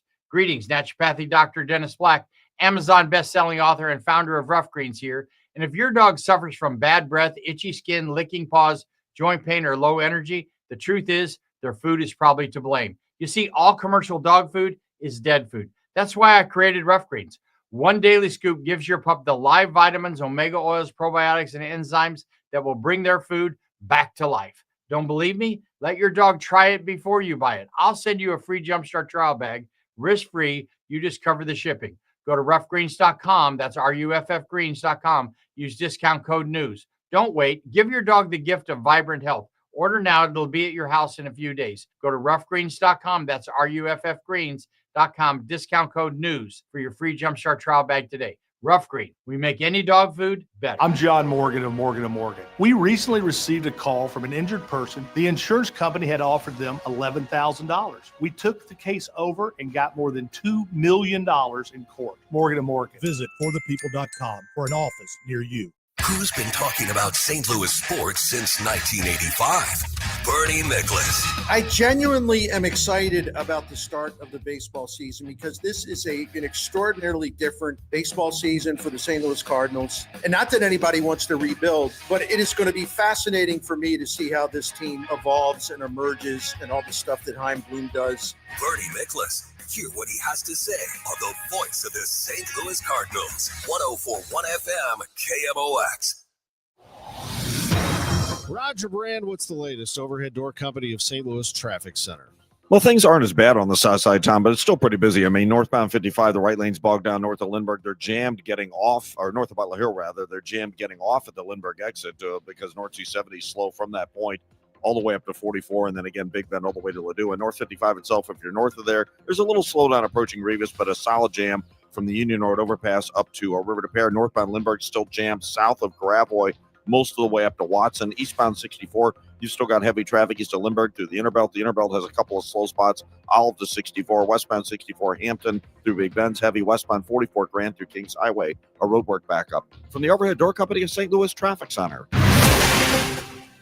Today is Wednesday, February 25th. I'm Debbie Monterrey. President Trump calls the first year of his second presidency a turnaround for the ages, an analysis of his marathon speech after the news. A big merger between two area universities. It's really a way for us to really ensure a sustainable future. I'm Michael Calhoun with the latest. KMOX AccuWeather, intervals of clouds and sun today, the high 55. It'll be cloudy much of tonight with a couple of showers, low 36. Those clouds give way to sunshine tomorrow, high 56. Mostly sunny and noticeably warmer Friday, the high 71. The trusted voice of St. Louis. KMOX AM St. Louis. KMOX FM Hazelwood. Always live on the free Odyssey app. This is CBS News on the Hour, sponsored by Pfizer. I'm Deborah Rodriguez. For almost 2 hours last night, President Trump boasted about his accomplishments during his first year back in office. Our country is winning again. In fact, we're winning so much that we really don't know what to do about it. He blamed Democrats for soaring costs. Their policies created the high prices. Our policies are rapidly ending them. We are doing really well. The president called out Iran amid his looming threats of U.S. strikes. They want to make a deal, but we haven't heard those secret words. We will never have a nuclear weapon. This morning, Iran called Mr. Trump's remarks big lies. More from correspondent Charlie D'Agata in Washington. President Trump doubled down on his threats to Iran, saying he wouldn't allow the country he called the world's biggest sponsor of terrorism to have a nuclear weapon. In fact, accusing Iran of developing missiles to reach the United States, a claim we can't verify. What is clear is the U.S. military buildup shows no sign of slowing down. 25 days after she was kidnapped from her home in Tucson, there's still no sign of Nancy Guthrie. Yesterday, her daughter, Today Show's Savannah Guthrie, posted a new video promising as much as $1 million for information that leads to her 84-year-old mother. A private lab is still analyzing DNA. CBS's Jonathan Vigliotti. The sheriff telling me he is hopeful that DNA will lead to a name. Meanwhile, sources telling me the FBI has received hundreds of new tips following that video. A woman is facing federal charges for allegedly driving an ambulance into a building near Boise, Idaho, that houses Department of Homeland Security offices. Police say 43-year-old Sarah George stole the ambulance from a hospital in Meridian, Idaho last week, loaded at least 2 gasoline jugs into it that were hidden in bushes nearby, and headed for the building. They say after she plowed into the lobby, she poured gasoline onto the floor, but was apparently scared off before she could ignite it. George was arrested Monday and arraigned yesterday. She pleaded not guilty. Christopher Cruz, CBS News. The Rock and Roll Hall of Fame has just announced nominees for its class of 2026. New additions: Shakira, Pink, Melissa Etheridge, and Lauryn Hill are among 10 first-timers. It's Phil Collins' first nomination, too. Oasis, Billy Idol, Iron Maiden, Mariah Carey, some of the other names. New members will be announced in April. This is CBS News. You still got it, but your immune system weakens as you age, making it harder to fight flu, pneumococcal pneumonia, RSV, and COVID-19. Ask your doctor or pharmacist which vaccines you need. Sponsored by... At 8:03, we have cloudy skies, 38 degrees downtown at the Arch. Today is Wednesday, February 25th. I'm Megan Lynch. The NAACP of St. Louis is calling for a federal investigation following the death of a man on Metrolink property. KSTK reports 60-year-old Derek Hodges was found dead on a bench last week near the Union Station Metrolink platform after he was forcibly removed by security. St. Louis Metro Police say Metro Security called 911 to request assistance in removing Hodges from the Union Station platform on February 16th around 1 a.m. 10 minutes later, they say Metro Security canceled that request. The NAACP says Hodges was a diabetic who used Metrolink to get to work and that Metro, quote, left him there to die. Monday was a devastating night for law enforcement in southwest Missouri. 2 Christian County deputies are dead and 2 other officers wounded following an hours-long manhunt. The suspect, once deputies were close to him, immediately opened fire on the deputies, and 3 deputies were shot during that time. Sheriff Brad Cole says the violence started with a traffic stop Monday afternoon in Highlandville, where Deputy Gabriel Ramirez was fatally shot. A second deputy killed during an overnight shootout that also left the suspect, Richard Dean Bird, dead. One of 2 women charged with assaulting nonverbal autistic children in the Pattonville School District is scheduled to appear in court this morning. Our partners at Fox 2 have more. Sharnita Thomas and Angelette Calhoun are both facing misdemeanor assault charges for accusations involving 3 nonverbal autistic children. According to court documents, one of the alleged incidents came from surveillance footage showing Thomas shoving a 7-year-old child, causing the student to fall to the floor. Court filings also say that Thomas shoved the same child into a closet and then blocked that child from getting out. The other woman charged accused of pulling a 7-year-old child off a scooter and shoving the student to the ground. She's facing 1 misdemeanor assault charge. Her case is pending. Today is Disability Rights Legislative Day in Jefferson City. Kathy Brown with Easter Seals Midwest says there's a lot they're concerned about right now. The governor recommended some pretty significant cuts to 2 very important programs for people with disabilities and their families. Those are self-directed services and also day services, which provide support to people with disabilities so they can have a safe, productive, and meaningful day. Additionally, she says the General Assembly and local communities are looking at shrinking local funding. Brown adds there's no insurance policy to purchase or alternative for people. There's no safety net to the safety net.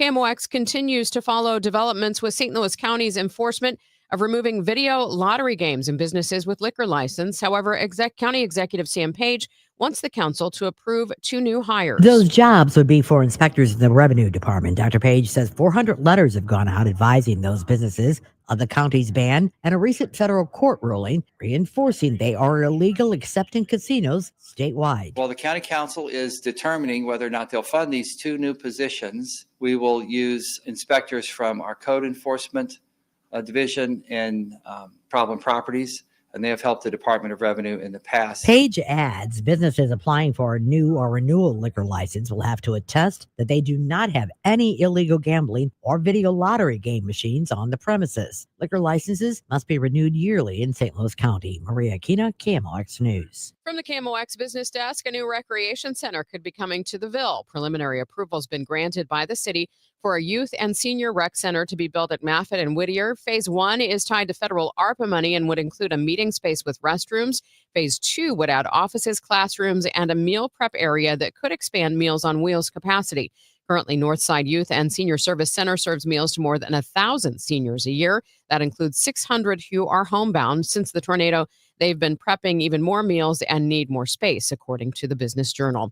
It's now 8:08. We'll check traffic and weather in 2 minutes. Hey guys, Kevin Wheeler here. I want to tell you about 213 Complex, and you can pick that up at supplement superstores. And quite simply, 213 Complex is the most effective and powerful all-natural weight loss supplement ever developed. Here's what it's doing for me and what it'll do for you. Boost the metabolism, gets it working at full go all the time, helps with cravings, and man, that's a big deal for me. All-day focus energy with no jitters, no crash at the end of the day. It's a great tool for achieving your goals. Get out to supplement superstores. Tell them Kevin Wheeler sent you in. They will knock 30% off your 213 Complex, and you can find your location at supplementsuperstores.com. Do you owe back taxes or have unfiled tax returns? The IRS won't quit until they get your money. Here's great news, fresh from those in the know. Major changes have happened at the IRS. If you owe more than $10,000, you may be eligible for a 99% reduction of what you owe. Haven't filed a return for a while? Their happy clients are talking. The IRS was going to levy my bank account, but Guardian was able to prevent that and fix all my IRS issues. Thanks again, Guardian Tax. Need relief from crushing tax debt? The IRS now has special programs. Guardian Tax knows all about them. Personal or business, this is the fresh new brick you've been hoping for. We aren't the company you call when you need a hug because you're scared of the IRS. Guardian Tax is the company that wins when you need it most. Guardian Tax Service is really great to work with.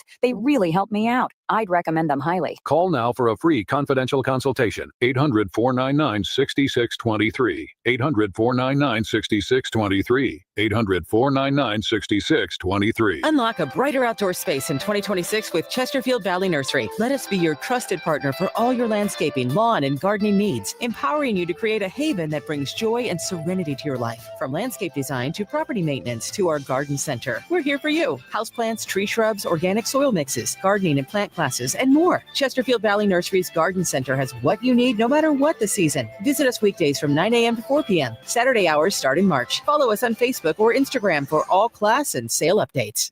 This hour of Total Information AM is sponsored by Gamma Tree Experts. Total Information AM. Debbie Monterrey, Megan Lynch, Tom Ackerman on 104.1 FM KMOX. 8:10 at Total Information AM. Let's see what's slowing you down on the roads. Roger Brand has more from the Overhead Door Company of St. Louis Traffic Center. Well, just a lot of volume right now, Megan. Not a lot of problems, thankfully, but we do have slow going downtown, westbound 70 west of Salisbury through West Florissant. I can't see anything blocking there. Maybe there was something briefly, but it's just volume as it gets out of the city. Eastbound 64, you're still heavy east of Lindbergh to Big Bend. Westbound 64, Hampton to Hanley, still slow. Northbound 270, still pretty busy. Most of the way up, there's a little gap between 55 and Gravois, but basically from 55 all the way up to Ladue, North 270 is pretty slow right now. Northbound 55 from the Union Road overpass up through Holly Hills, Virginia is heavy. Westbound 44, Grand out through Kings Highway. You've got roadwork delays. Westbound 64 on the Illinois side. You've got that back up west of 50, heavy through 159, and then west of 3rd Street. It's slow to the Poplar. Northbound Route 3 is backed up 8th Street up to the bridge at this time as well. Next update at 8:20 from the Overhead Door Company of St. Louis Traffic Center. KMOX AccuWeather, intervals of clouds and sun today, the high 55. It'll be cloudy much of tonight with a couple of showers, low 36. Those clouds give way to sunshine tomorrow, high 56. Mostly sunny and noticeably warmer Friday, the high 71. From the Saliga Heating and Cooling Weather Desk, I'm AccuWeather meteorologist Joe Lundberg on 104.1 FM KMOX. Currently, we have cloudy skies, 40 degrees in Florissant. It's 39 in St. Peter's, 38 downtown at the Arch.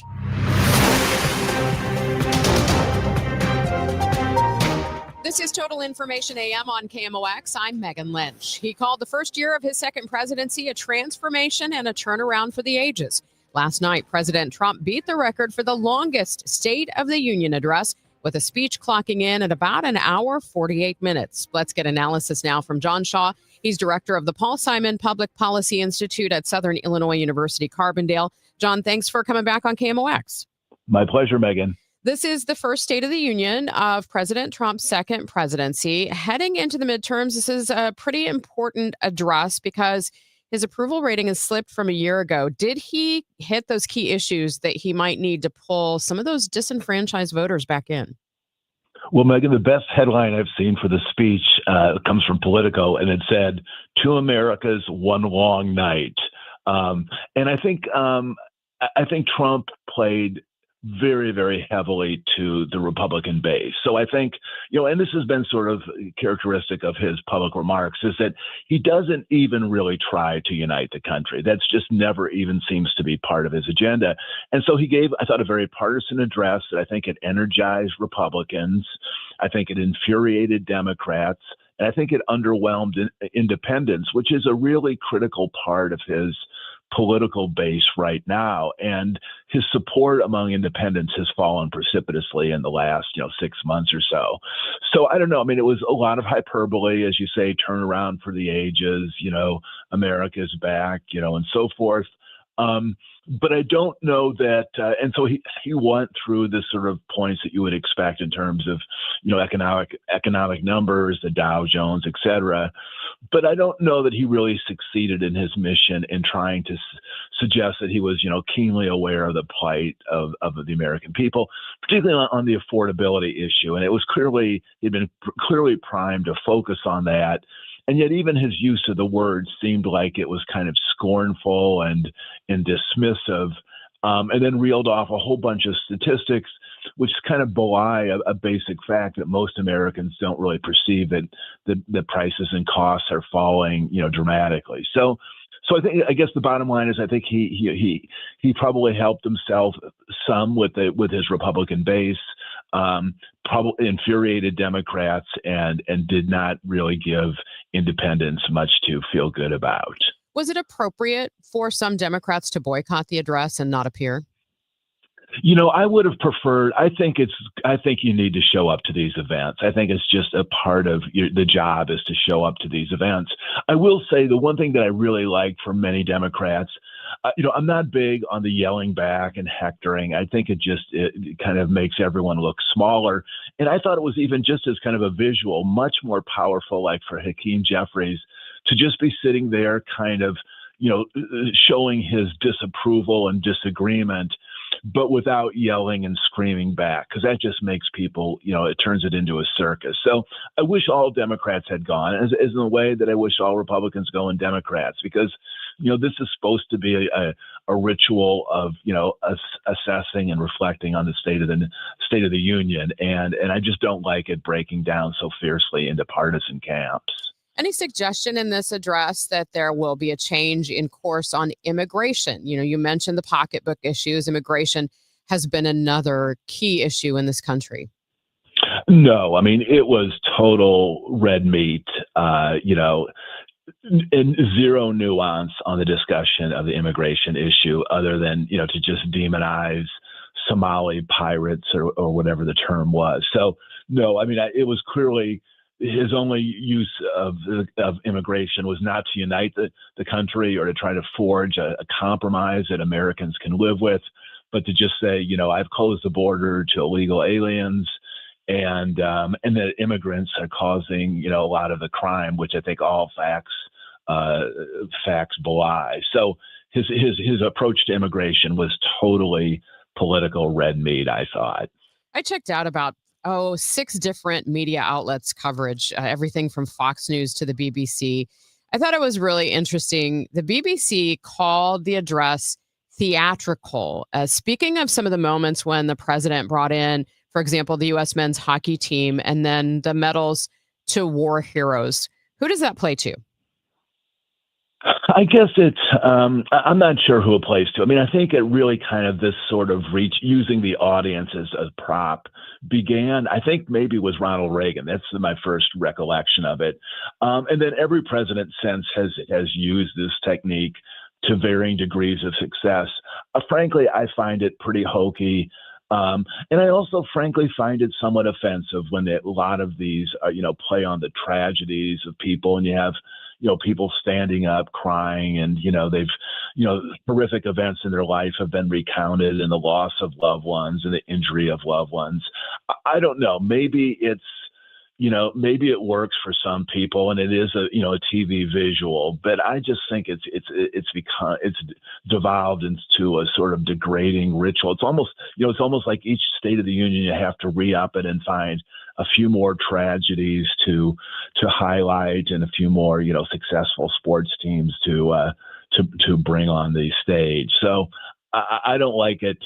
Maybe I'm old school there, but it just seems pretty hokey to me. It took some time to get to some of the international issues, including Iran. The president, obviously pressing the Iranian government to reach a deal on its nuclear program. Did we learn anything new, though, about what's possible in the future against Iran? I think that was a part of the speech that surprised people, and that it was just so, given the recent drumbeat and, the movement of military forces to the region. I think his Iran remarks ran for about 3 minutes, very general, saying, prefer diplomacy, but, Iran cannot have nuclear weapons. So I think the world, that was probably the one part of the speech that people around the world were kind of looking for guidance on. And I don't think he provided any. And that may have been, a strategic calculation to just keep the pressure on Iran by leaving, his intentions uncertain. But no, we didn't really learn anything new about what he is thinking about in terms of Iran. John, really appreciate your insight today. Thank you, Megan. That's John Shaw, director of the Paul Simon Public Policy Institute at SIU Carbondale, joining us this morning here on KMOX. Still ahead, the St. Louis College of Pharmacy will soon be absorbed by another major university. Michael Calhoun will get details coming up in just a few moments. As we mentioned, Iran pushing back against U.S. pressure over its nuclear program. Will have the latest from the Associated Press. And then before the bottom of the hour, we're going to be joined by KMOX legal analyst Brad Young. He's going to look at whether new justification for tariffs by the Trump administration will also face lawsuits. Let's update you on your ride into work now with Roger Brand in the Overhead Door Company of St. Louis Traffic Center. Well, getting out onto the highways, things are getting better, Megan, but we still have some heavy traffic on the drives around the area, like northbound 270. You're still bogged down coming up from, let's call it south of Tess on Ferry Nettle to do. It hasn't changed a whole lot. Northbound 55 looks better, though, just from Revis up there.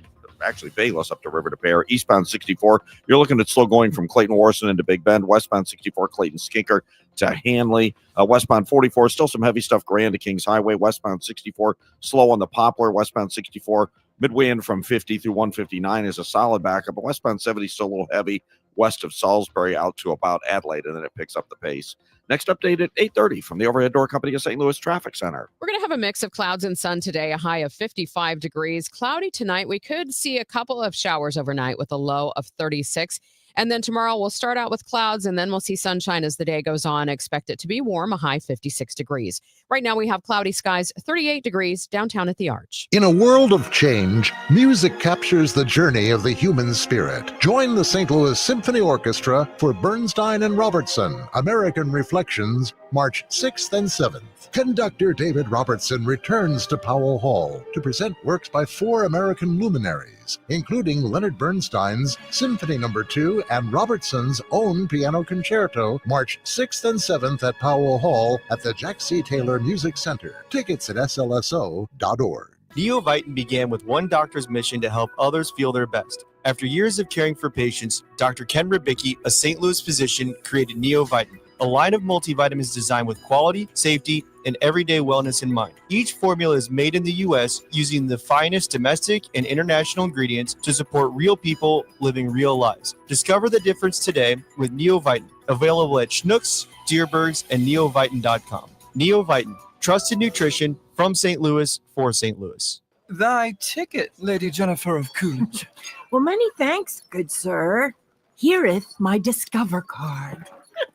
They accept Discover at Renaissance fairs? Yeah, they do here. Discover is accepted at the places I love to shop. Getteth with the times. With the times? You're playing the lute. Yeah, and it sounds pretty good, right? Discover is accepted at 99% of places that take credit cards nationwide.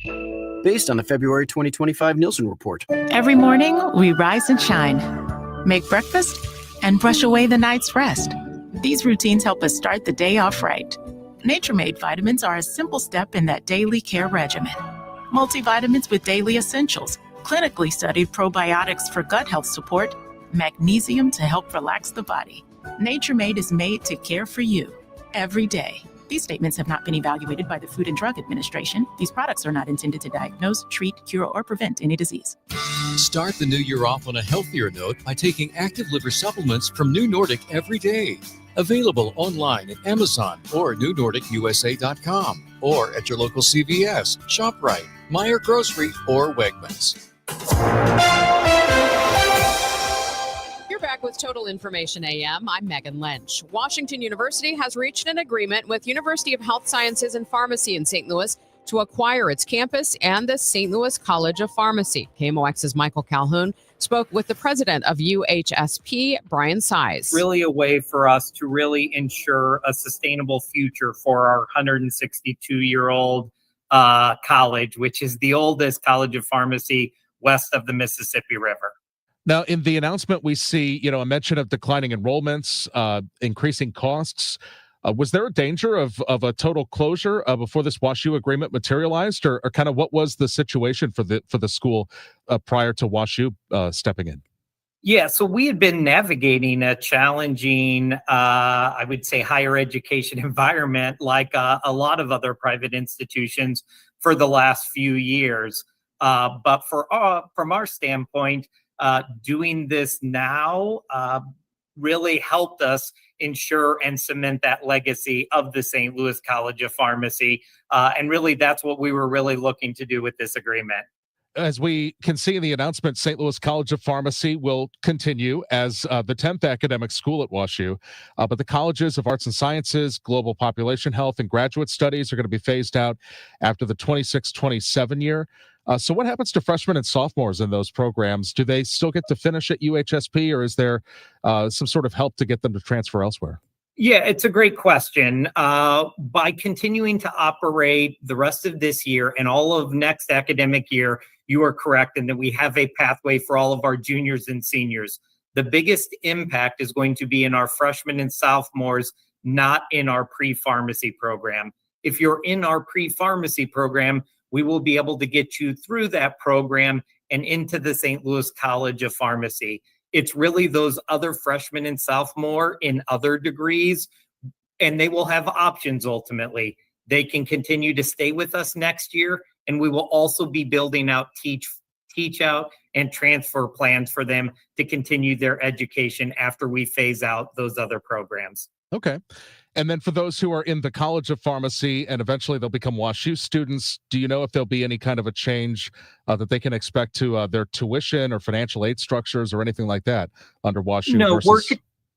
It's a great question. We're continuing business as usual for right now. We still have to work out a lot of the details with WashU, but right now we're continuing to support those students, continuing to operate as normal, and we'll continue to work with WashU on the transition plans over the course of the next few months. This might be a similar answer, but the professors and the staff, whether it's from the phased out programs or from Stillcop, will they be have opportunities potentially at WashU? Yeah, that's what we still have to work through with Washington University. We're meeting with all of our faculty and staff right now. And right now, the message is we need to continue to operate the rest of this year to support our students, and we need to continue to operate next year also to support our students. So, and then that gives us time to really work with WashU on what those transition plans look like for our faculty and staff and where those opportunities may be. That is the president of UHSP, Brian Size, speaking with our Michael Calhoun. It's now 8:26. This time check is sponsored by Jerry Kelly Heating, Air Conditioning, Electrical, and Plumbing. It's time for a $98 furnace tune-up. If you owe back taxes, listen carefully to rule number 1. Never go up against the IRS alone. They're cracking down, freezing bank accounts, garnishing paychecks, canceling passports. Even your home or business could be at risk. But here's what they don't tell you. The IRS has powerful tax relief programs that could save you thousands if you qualify. That's why smart people call Optima Tax Relief, America's #1 tax resolution firm. Nobody knows these programs like the experts at Optima. Their team of tax attorneys and licensed professionals have resolved over $2 billion in tax debt for people just like you. The IRS is not stopping, so don't wait and don't take them on alone. For tax help you need, for tax help you can trust, call Optima today for a free consultation. Call 800-348-0269. 800-348-0269. 800-348-0269. Optima Tax Relief. Some restrictions apply. For complete details, please visit OptimaTaxRelief.com. Another app for inventory, one for CRM. Oh, don't forget accounting. Wait, which login was that? Or you could use Odoo, one fully integrated system that does it all without the hassle. Ditch the app overload. Get everything your business needs on one platform. Try Odoo free today at odoo.com. That's ODOO.com. At LendSeek, we know running a business takes heart, hustle, and sometimes a little help. That's why we stand with you with our exclusive AI lending platform, connecting you to over 100 funders. If you've been in business for at least 2 years with a minimum annual revenue of $500,000, you can get up to $1 million in funding in as fast as 24 hours. No collateral, no prepayment penalties, no red tape. Apply today with no cost or obligation at lendseek.com. That's LENDSEEK.com. Hi, Margaret with Eamon, Gantner, and Capriano. Our St. Louis Baseball Cardinals reset last season. Now they're planning for the long term. Have you thought about a long-term plan for your family? A will, a trust, powers of attorney? Eamon, Gantner, and Capriano can guide you with a personalized estate plan. Sign up for our free webinar on our website, yourestateMatters.com. Learn more about estate planning, get some answers, list your questions, then schedule a consultation. You can plan for your family, your favorite charities, taxes, your long-term care, and even your pets now, before the courts do it for you later. Eamon, Gantner, and Capriano, yourestateMatters.com. The choice of an attorney is an important decision and shouldn't be based solely on advertising. Who's the greatest to ever wear the blue note? Some debate it, but only one is called the Great One, Wayne Gretzky.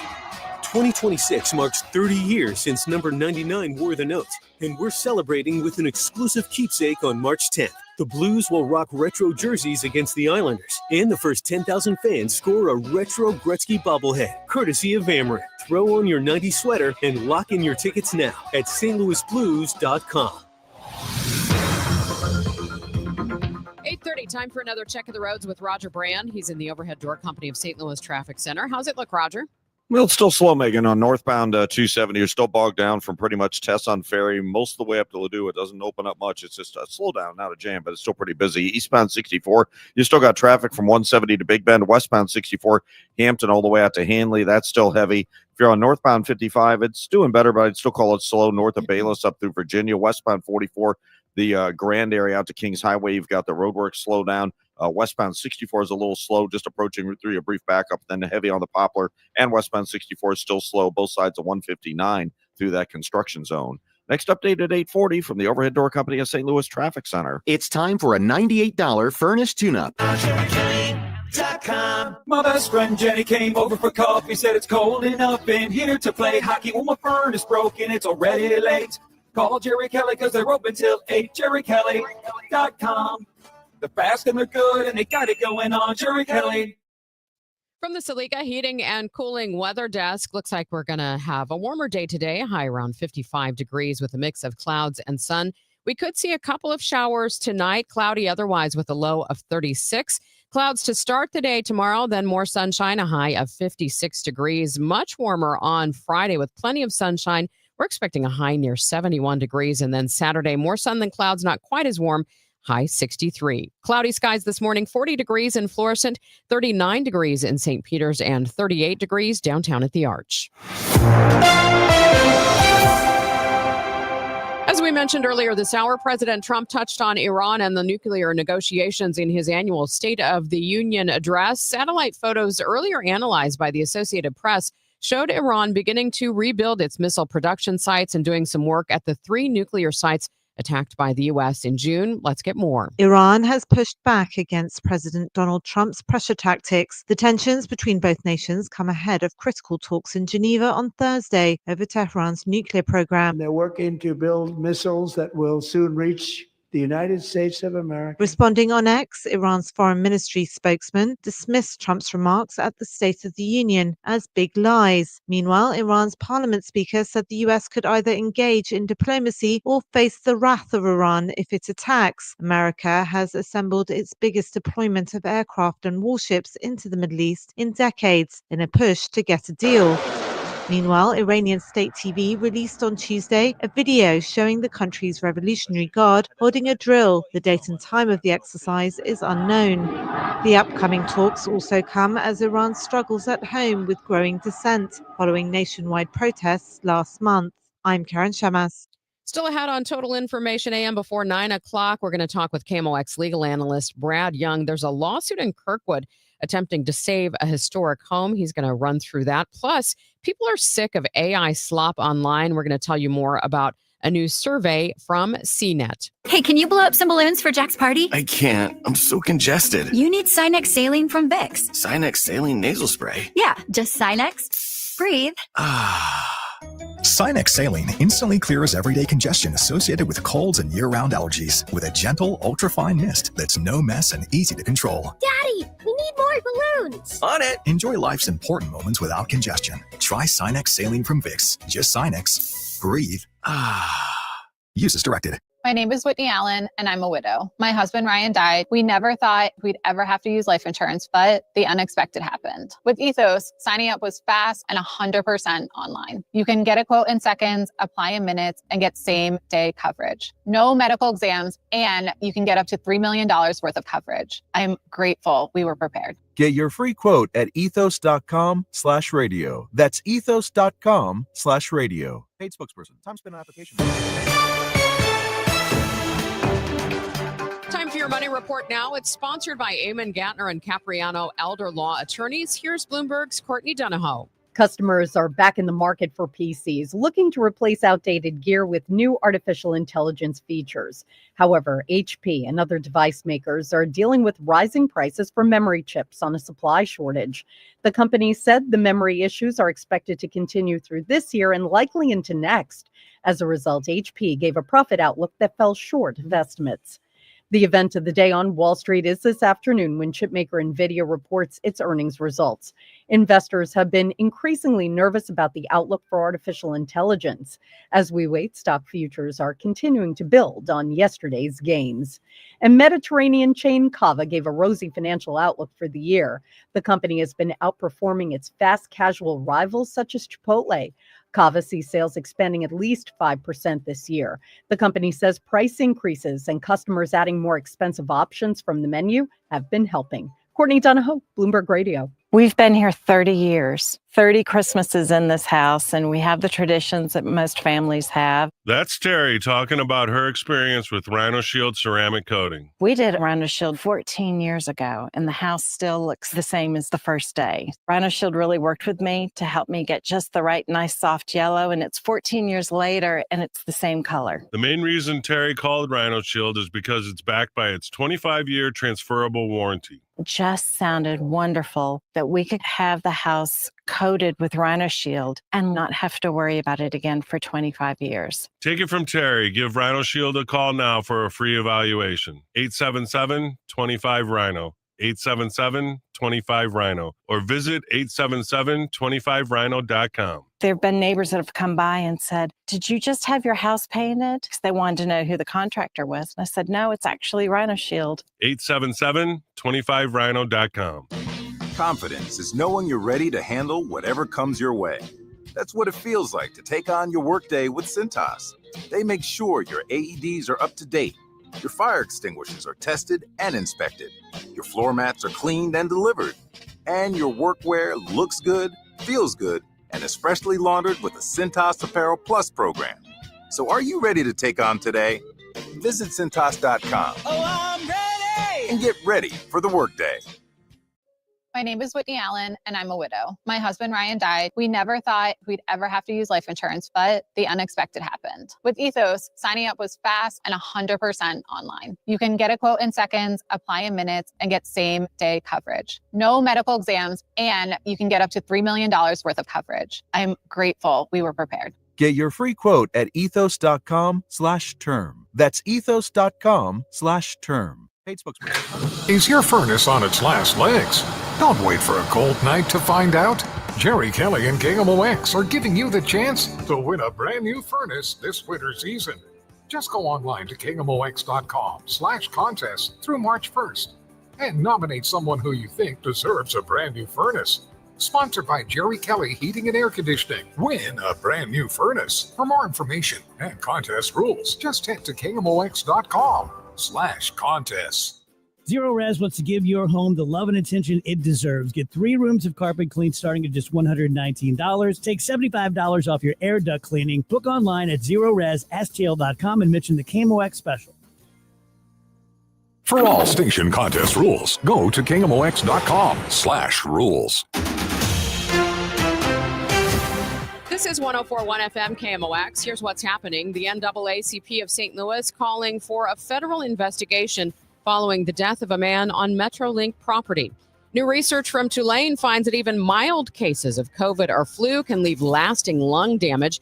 And the Rock and Roll Hall of Fame has announced its 2026 list of nominees. It includes Phil Collins, Mariah Carey, Lauryn Hill, INXS, Iron Maiden, Shakira, and the Wu-Tang Clan.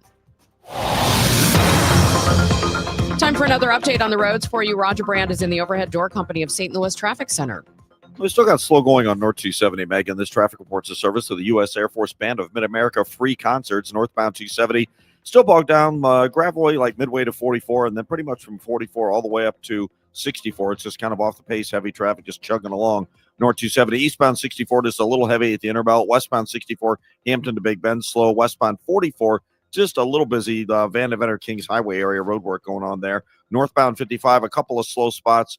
From Bayless up through Holly Hills, not bad though, and 44 downtown, a little heavy eastbound past the Poplar. Westbound 64 just slow approaching the bridge, and of course westbound 64, both sides of 159 is still slow in the work zone. There's also a backup on eastbound 5570 now. This is a little bit of a jam. Roadwork going on just before Route 40. It's backed up through 159. I'm Roger Brand in the Overhead Door Company of St. Louis Traffic Center. Don't miss the U.S. Air Force's Shades of Blue Jazz Ensemble, February 25th through March 4th. Enjoy big band swing, patriotic favorites, and more. Get free tickets and locations at afbandtix.org. That's afbandtix.org.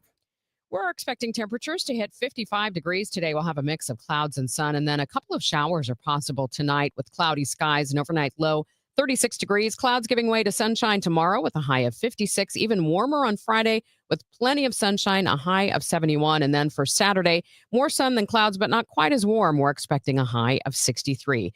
Currently, we have 40 degrees in Florissant, 39 in St. Peters, and cloudy skies, 38 degrees downtown at the Arch.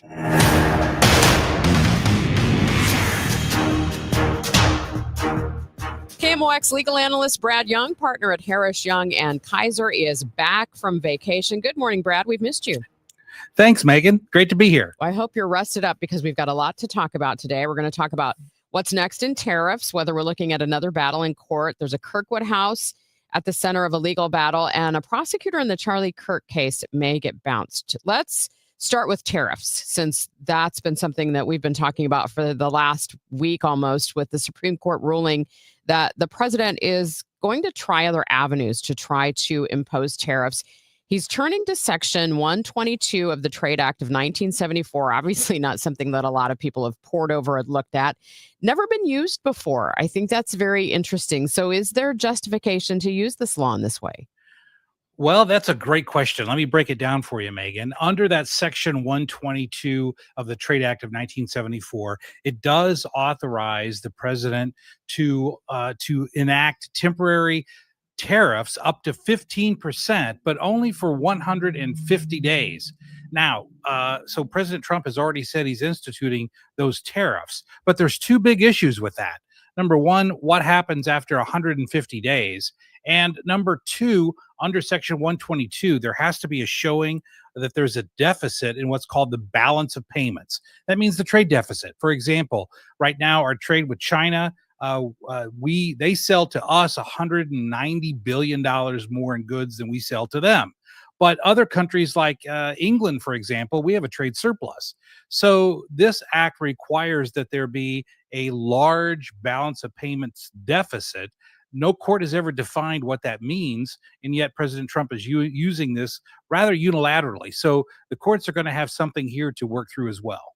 When I look at that 150-day limit, I have to think, okay, legal challenges to this could take much longer.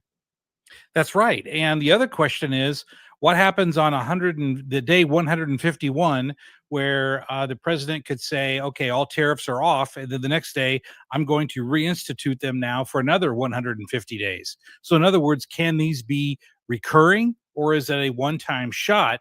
The statute doesn't specify, so that's something, again, that the courts will be dealing with. Brad, help us understand, too, when something like this happens, I can imagine that we may have challenges legally in various jurisdictions. What happens then, for example, if we get courts that rule very differently on this?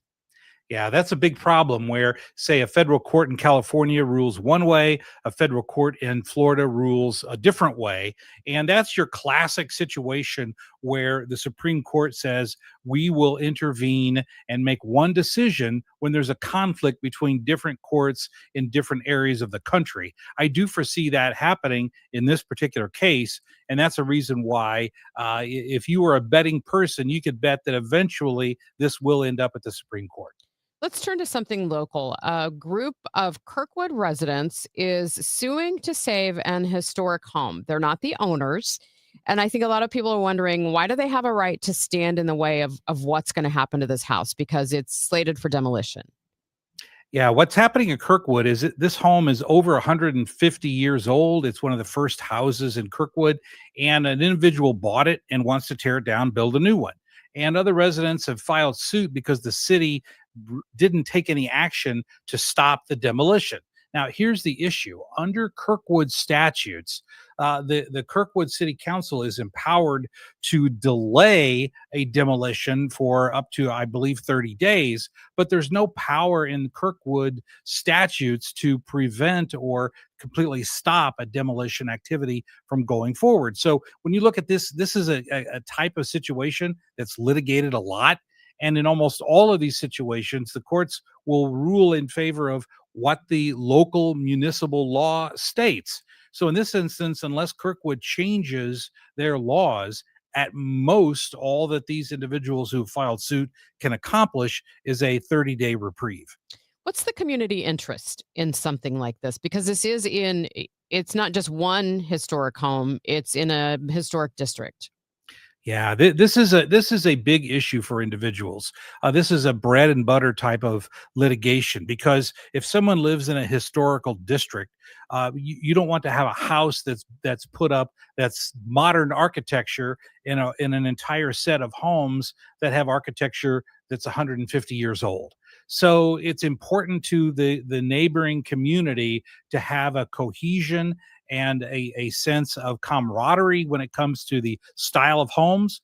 But this raises a lot of legal issues. You already alluded to one of them, that can non-owners sue to block an owner from demolishing their own home. And that's why this litigation gets very personal, and it tends to get very messy. Now, would any demolition be on hold while this suit is pending?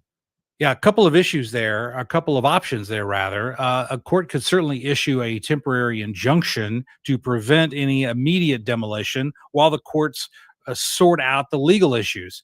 But at the end of the day, unless Kirkwood passes some sort of new ordinance that allows for the city to permanently block demolition, I don't see that these other community owners who own homes in the areas, I just don't see them as being successful. Let's turn finally to kind of an interesting twist in the Charlie Kirk murder case. The daughter of one of the prosecutors in this case apparently witnessed the killing. Talk about the potential conflict there and the challenge to having that prosecutor be part of this case. Yeah, what happened is one of the defendant in this case, Tyler James Robinson, has filed a motion to disqualify the entire office, the prosecutor's office, because, as you mentioned, one of the prosecutors had a daughter that was there present when Charlie Kirk was shot and killed, and she was texting her father. So what they're alleging, or what they alleged, was that this places the prosecution's office in a conflict of interest because they're litigating out of a sense of emotion and because of a personal connection to the killing, as opposed to simply seeking to enforce the law. Now, a judge ruled literally at the end of the business day yesterday, denied the motion and stated that the prosecution can move forward. They're not disqualified due to a conflict of interest. And since this is what we call an interlocutory order, that is not appealable. So at this point, the trial is moving forward with the same prosecution team. Are there any instances where that would be considered when there's an attorney involved in a case, not necessarily a prosecutor? Yeah, let me give you an example. Let's say, for example, one of the members of the prosecution team's daughter was married to Charlie Kirk, right? That would be a conflict of interest that would certainly exclude that attorney. It's rather unprecedented to say that you could exclude the entire prosecutorial office. And it's hard for me to envision a scenario where that could be accomplished. But if there was a more of a personal connection, yeah, the court could easily say you have a conflict of interest because you have a personal interest in the outcome of this case, and therefore you cannot be the prosecution here because of that conflict. I'm wondering, though, well, do you think this will be brought up in court again? Well, the only way this could be brought up again is on an appeal. So, for example, let's assume hypothetically that Mr. Robinson is convicted of this crime, and then it goes up on appeal. That will be one of the many areas of an appeal that Mr. Robinson could assert by saying that this prosecution team should have been excluded. But when you look at how appellate courts deal with these situations, they tend to simply affirm what the trial court reached in terms of a decision, because the trial court is always deemed to be the closest to the situation. So I don't see this having any legs on appeal. Brad, good to have you back. My pleasure. Thank you. That is KMOX legal analyst Brad Young, partner at Harris Young and Kaiser, joining us this morning on KMOX. Coming up next, people are sick of AI slop. Total Information AM on 104.1 FM, KMOX. Hey, it's Tom Ackerman. I keep talking about things that are making me hungry. Now, how could a McKelvey Homes discussion make me hungry? Well, I'll tell you. If you're in the market for a new home, I'm going to tell you about Cottleville Trails. I've known Jim Brennan and McKelvey Homes for a long time, and this community is something special. Cottleville Trails, 5 lakes, a pool, playground, Francis House schools, and get this, you can golf cart or walk to downtown Cottleville for dinner or lunch at Menino's Market. Jim says it is his favorite new sandwich shop, and knowing Jim, that means something, and I did my own research and looked up Menino's, and it looks unbelievably good. I could go there right now and grab lunch. It's a neighborhood where you actually know your neighbors. Cottleville Trails, just part of the many communities that McKelvey Homes has available for you right now at McKelveyHomes.com. McKelvey Homes, move up to McKelvey. You're back with Total Information AM here on KMOX. I'm Megan Lynch. While artificial intelligence is helping to provide some solutions to complex problems, some critics say it's also creating a wasteland in our digital worlds. CNET AI reporter Caitlin Shadrawi joins me now to talk about AI slop. Caitlin, thanks for joining me this morning. Thank you for having me. What is AI slop? So AI slop is a term that experts use to kind of refer to AI generated content that's of a super low quality. You've definitely seen this, whether it's in Google's AI overviews, giving you some wrong information, or those bizarre images and videos on social media that are just completely implausible and kind of has a sort of plastic veneer sometimes. I've seen these a lot that I think they're the ones where they're just kind of regurgitating big stories. They're not always completely accurate. And it's just kind of this stale, kind of computerized voice. So is that one of those probably? Yeah, absolutely. It is. It is literally everywhere online. You surveyed people about it. What did they tell you? Yes, CNET recently ran a survey, and we found that 94% of US adults who use social media encounter AI content. So that's pretty much all of us. And a lot of us see it multiple times per day. A lot of this content is really obviously AI, especially some of the more fantastical ones, but we're not super confident in our ability to spot it when we can. Only 44% say that they are confident, and that's, less than half. And 25% of all US adults said that they are not confident in their ability to spot AI. What does it do to our experience? What did people say about how it makes them feel about their digital lives? Yeah, if you think back to the beginning of social media, its original purpose was to connect us to our friends and loved ones. Obviously, that's changed a lot over the years, but now we have a lot of different factors at play, including, algorithmically curated feeds and AI slop, and we have really strayed from that purpose. So what we heard from our survey respondents is that they really want better labels on AI content. Half of social media users, 51%, said that they really want this. There's also a small group of folks who believe that AI should be banned entirely from social media. I don't know if you asked this, but is there anyone willing to just leave these platforms because of this issue? Anecdotally, I've heard a lot of that. It's a lot of pent-up frustration with being inundated with a lot of things that they didn't ask for, like ads and random posts and AI slop. And you can get to a boiling point where you just want to say, okay, I'm done with Instagram. But I think for a lot of us, we've spent a lot of time on these platforms, especially, years and years building up connections. So walking away from these platforms is difficult, but it is certainly something people are considering. Should we blame the platforms alone for this? Part of the problem with AI slop, if not entirely the problem, is that the social media companies that are running our feeds are the same ones building AI. So we see this a lot with Meta AI and Instagram and Facebook. There's a huge crossover between social media and AI. So certainly these tech companies are having to balance their AI ambitions with their responsibility to give us a good user experience, but I think they are starting to hear our complaints about slop. So when it comes down to trying to make this work better for everyone, what do you see people trying to do, or are they actively trying to fight it? The number one thing I tell people, which should be obvious, but it isn't, is that if you're going to share AI generated content online, you need to disclose that.